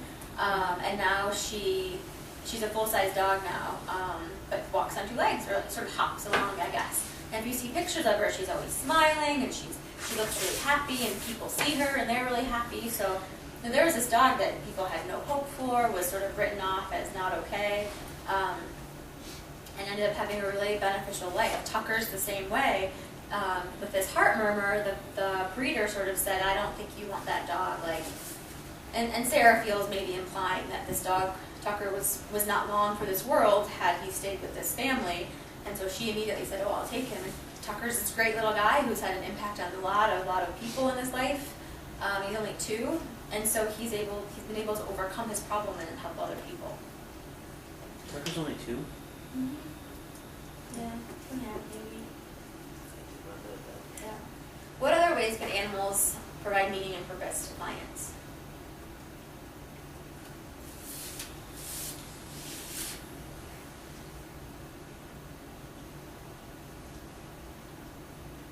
I think along with the stories that you were talking about, you know, how stories about how animals have overcome things like this one, but then also, for instance, if you think of the movie Lady and the Tramp, you know, you have one dog that was, you know, the purebred one that was treated really, really well and expected and everything like that, but then you have the tramp dog who was, you know, kind of a mutt, so he was kind of kicked to the side and everything, but then he, you know, was eventually, you know, him and this other one met, but they got along really well, and you know, he was kind of able to overcome his circumstances and be happy eventually, even though it was kind of against all odds kind of thing.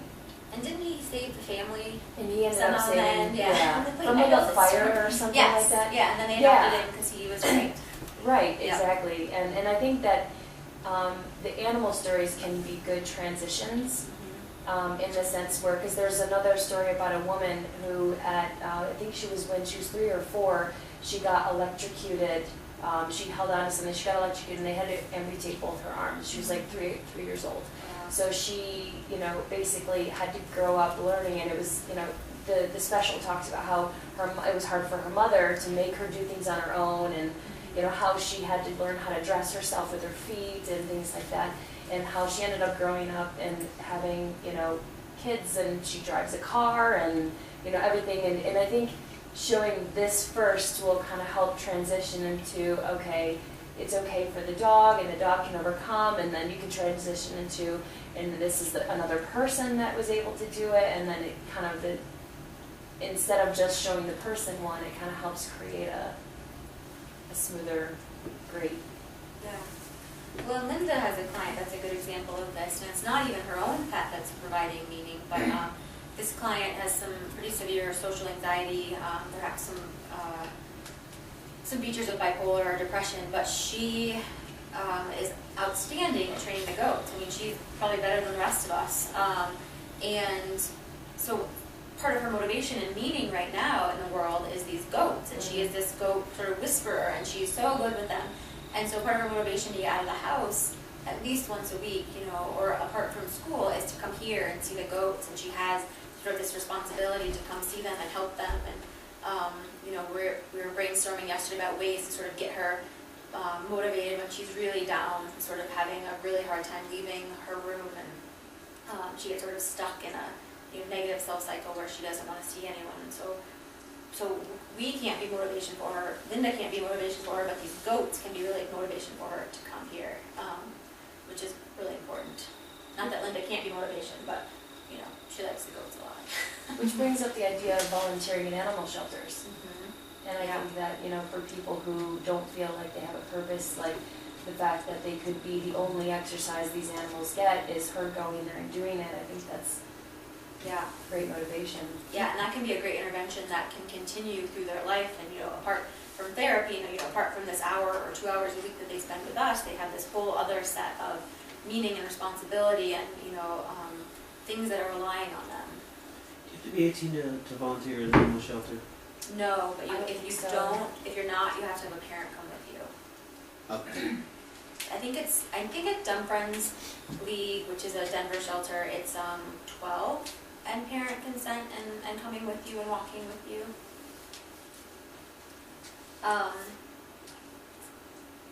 So those were all kind of some individual interventions. Animals can also be really helpful in family counseling. So clients that are demonstrating these behaviors, self-injuring, suicidal tendencies, there's oftentimes the identified patient, but there are some family systems issues. The client that we've been talking about, there was a lot of family dynamics going on, and she was sort of the one that was expressing all the stress and tension and anger in the home. It was coming out of her, but the issue was a larger family issue. So family counseling is often indicated for these clients that present to us. So animals can be really helpful in the family sessions too, because again, they're calming, neutral presence. These family sessions can get tense, and the animals can help diffuse the tension, can help families discuss the self-harm. If everyone's riled up and upset, it can be tough to discuss these difficult issues without, getting too worked up to be productive. But if you have an animal, if Sam's sitting on the mom's lap and she can talk and she can pet her and feel a little bit more protected and safe, or the client can be lying on the ground hugging Sasha while her parents are sort of hearing her story, that can be really powerful. It can also help clients and or family members realize how they affect the people around them.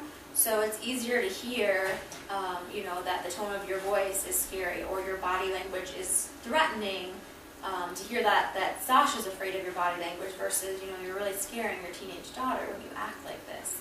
So if a father's getting really upset and Sasha gets up and walks away and tries to leave the room, or Sam hops up and walks away, that can be a good moment to pause the session and say, hey, I wonder what's going on here.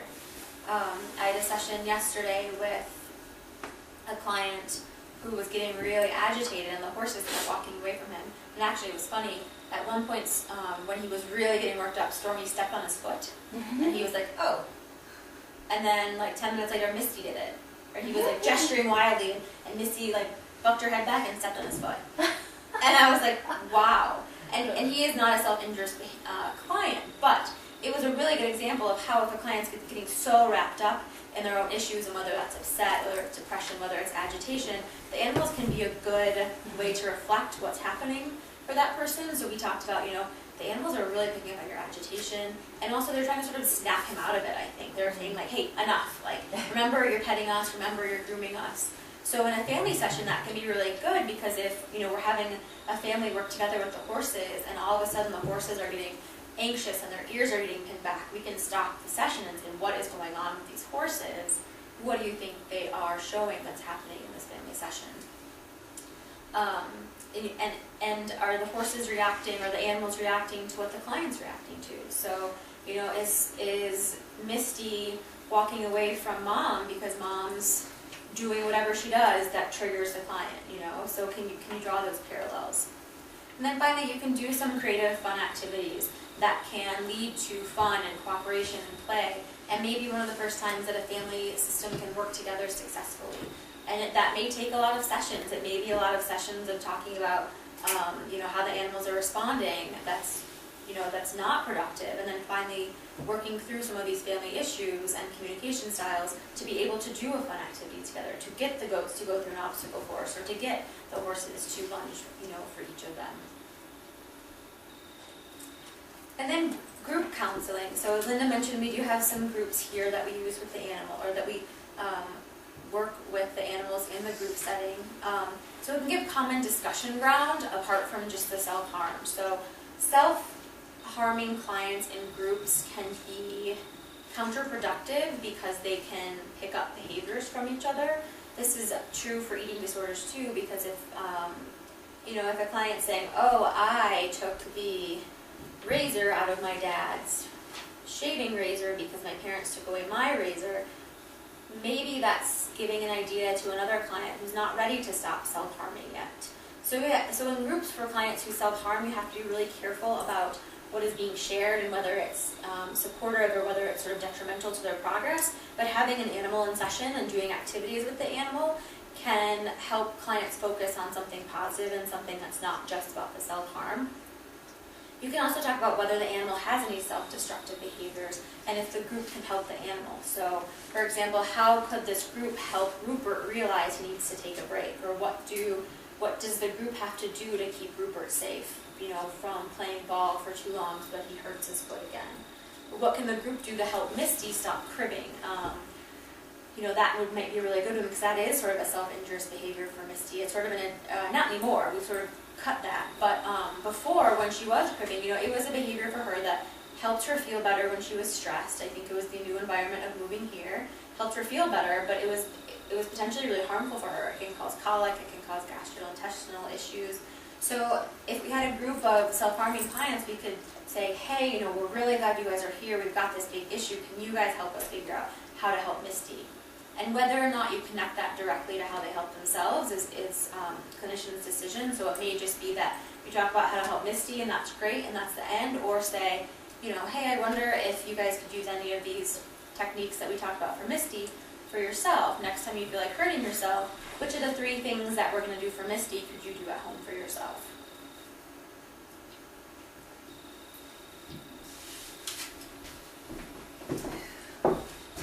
All right, so animals are funny, and we were all seeing Samantha chase her tail a few minutes ago. I love throwing the frisbee for Rupert because he thinks he's a ballerina when he catches. He just throws himself up in the air, and he's beautiful. But it always makes me laugh just to watch him. He's just so full of life. And the goats are ridiculous. They are. I don't know that I've ever met anybody who can look at the goats and not smile and not laugh. And the way they run, when the goats are happy, they're just kicking up their legs and they're jumping around, and they're just silly. And, waving, now that Duncan can wave, and, it just looks funny, the look on their face. And, So, we really feel like, even though these are really serious topics, and these clients have very serious and dangerous behaviors, if we can bring some light into their life, if they can come here and experience that there's lightness, that the animals bring a different sense of living, of life, of, there we have our sign there, live, laugh, bark. And, the animals really bring a whole different experience to people who have just a cloud, have that darkness surrounding them. And so they can come here and experience that not every place, not everything has that darkness, that dark cloud over it. And, they can laugh, and they have that capability. And, maybe they have to nurture it some more, but it is there. And we are helping to foster that ability here. And we really, really like that. So, we really try and encourage laughter whenever possible, even if we're having a session outside and the goats are interrupting by, jumping or chewing on the table or doing something. I would rather have them interrupting the session and giving us a little bit of levity during the session than not having that at all. So I think it really brings some great stuff. Yeah. I fostered kittens for the Humane Society once. They don't do normally fostering, it's only when the kittens aren't big enough to get spay or neutered. And so they gave me this gigantic cage, and they were meant to stay in the cage. There was like 6 or 7 of them. They were meant to stay in the cage most of the time so that they can gain some weight so they could be spay and neutered. I was only let them out like twice a day or 2-3 times a day. And so I would let them out when I came home from work. And I'll be honest, you cannot have a bad day when there's like 6 or 7 kittens like pouncing on each other and falling off the couch. And I mean, I could never be upset or sad when those kittens were out and running around and doing ridiculous things. And so, I mean, with animals are silly and humor, I mean, kittens are like the key to laughter, really. I agree. Yeah, when I foster litters of kittens, I bring them here. And so that's part of their socialization. And so, yeah, the same thing. So the clients get to see them playing. And it's really fun. And their misbehavior. Yeah. All right, we want to spend just the last few minutes having you do a kind of walk through a process here. There we go.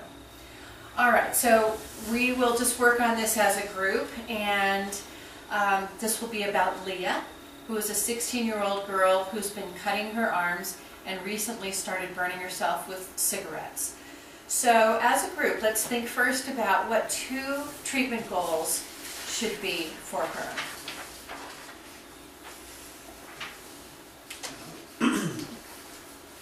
Well, we want to reduce and eliminate the cutting and burning behavior. Okay, so reduce the cutting and burning behavior, okay? That's a pretty broad goal though, so I think for goals you want to think about what can be like specific and measurable, at least for this example. So how would you make that like more specific or a way to measure that goal? Give it a time period, say 7 days or 5 days, no cutting, burning. So like the coping techniques, kind of a behavior like the stuffed animal, or something where when those urges come on, or you're feeling these things, what can you do? Okay, so that's the intervention part. Oh. Yeah, so you're skipping ahead to the next one. So just the goal itself, if we want to, go ahead, did you have something related to that? Yeah, I would say if we're seeing Leah weekly, we could set a challenge to her that between now and next week's meeting, the goal is to have no self-injuring behaviors and see if she can go for 1 full week. Okay. And then try and set a goal, higher after that, but try to do 1 week of. Okay. And if she's doing it every day, you think that's realistic? No. Probably not. Oh, every day, okay. Yeah, and it doesn't say that, but I'm just saying we want to be careful not to set clients up for an expectation. Yeah. I mean, that's kind of perfection. If right? When we were saying we expect you not to do any cutting. Right. And I mean, and I think in truth, we really do want to say it's not okay to cut. They do need to hear that message, but I think that also can be a setup for them to feel like they can't do it. Well, So- and that's also the message that they're hearing from, I'm sure, parents and school and, whoever else. So I think we want to be careful to, we talked about that it does serve a purpose. So understanding that it's serving a purpose, so, what, You set a goal to replace that behavior then? Okay, so replacing what it. could that be? So what could a goal be that could replace it?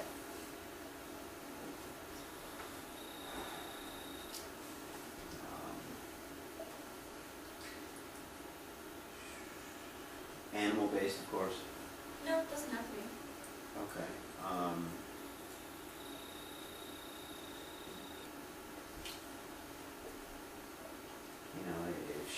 If she's a daily cutter, give her a goal that 2 of those days she journals about her feelings about cutting instead of cutting. Yeah. Or Okay. if you want to do animal-based, 2 Or- of those or days she takes her dog for a walk Right. instead. Right, or she gives the dog a bath. Okay. So we're still talking about interventions. So I think we're talking about, so we Okay, want to so- reduce, we want to reduce the behavior by 2 days. Okay, so for cutting it down from 7 to 5 days. Yeah, I think setting a goal with a realistic and achievable time or something that's Right. measurable is what you do in a treatment like that. Exactly, and that's what we're talking about, from 7 days a Frequent- week to 5 days a week. So that would be the treatment goal. Frequency, intensity, duration. Right, and then the intervention would be, on 2 of those days, you would be walking your dog instead of cutting. Okay, so that would be the intervention.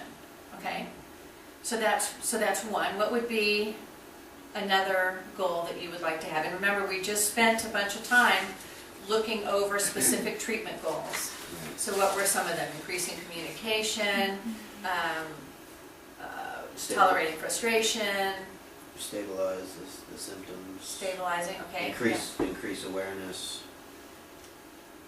Okay, Melissa, you have something? I think the most important thing for her right now is to increase her emotional awareness. I think because to just replace it, if she doesn't understand why she's doing it, replace it. It's not going to be effective to just try and divert her to a different activity when she's still having the same feelings. So I think her main goal should be increasing her emotional awareness and maybe teaching her a rating scale for distress, like in tandem. And that should be the first goal, is that she's not allowed to go through with that behavior until she writes about why she's doing it. Okay, And so maybe- what the trigger is, you mean? So, Yeah, maybe Okay. you set up something that says, a template that says, I'm feeling like this, this is what just happened, I feel like this is going to be the result, and then she actually has to almost justify, in a sense, to herself why she's doing it, and to help herself understand how she's doing it. So that, because the more she understands why she's doing it, because you can't have an effective, there's the self-awareness. You can't have effective self-management without self-awareness. Because because you're curbing your behavior, if you don't know why you're doing the behavior, it doesn't help future when you feel that same feeling coming on. okay, It's well, a just still- behaviorist would argue with you, but I don't. Okay. But, okay, so what you're saying is you want part of the goal to be that she's aware of the trigger, the motivation Right. behind her. Okay, so what we were talking about, what's the function of that behavior? Right. What's the motivation for that behavior?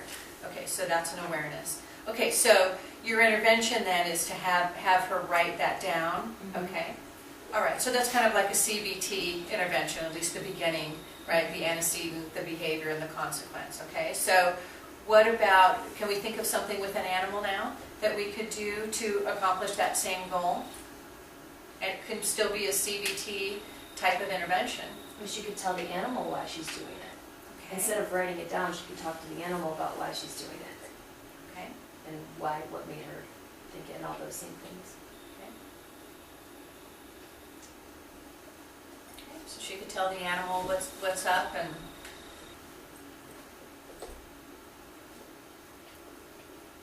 anybody think of any other treatment goals, any other interventions you want to add? I think a cool intervention for her might be, depending on what sort of her triggers are, would be to go to a dog park, or would be to even observe it at a bird feeder. And let's say, for example, her triggers are some social rejections. So, 16-year-old girls can be pretty mean. So let's say there's a girl in her clique that's really mean to her, and so she goes home and cuts. So she goes to the dog park and observes sort of the one of the more dominant dogs playing. And how does this dog behave with some of the lesser dogs? And what do the lesser dogs do? Do they sort of keep hanging around this big dog, or do they go play with someone else? Do they go sit in a corner and get upset? And so it's just sort of observing that, and then maybe bringing that to session and sharing that with the therapist. That's a good one. Okay. And if she likes kind of art stuff, maybe she can make a collage, like of pictures, or just kind of when she's feeling that, to go home and do something creative to show you, or to show her counselor or her friends. Okay. Yeah. Okay, good. Yep, artwork, collage, drawing, sculpting.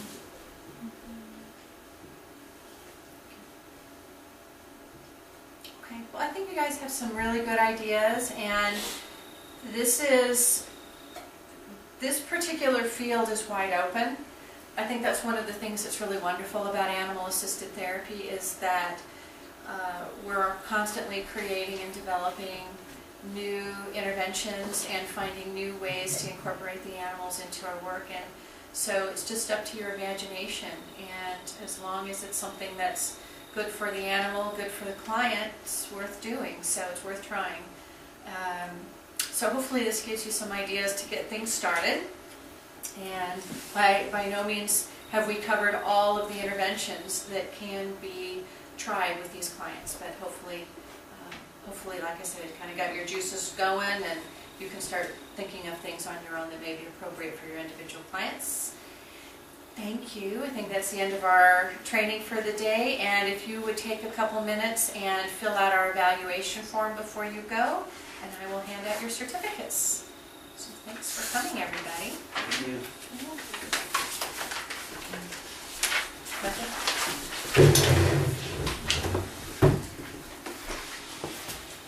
So a game that I think would be fun to teach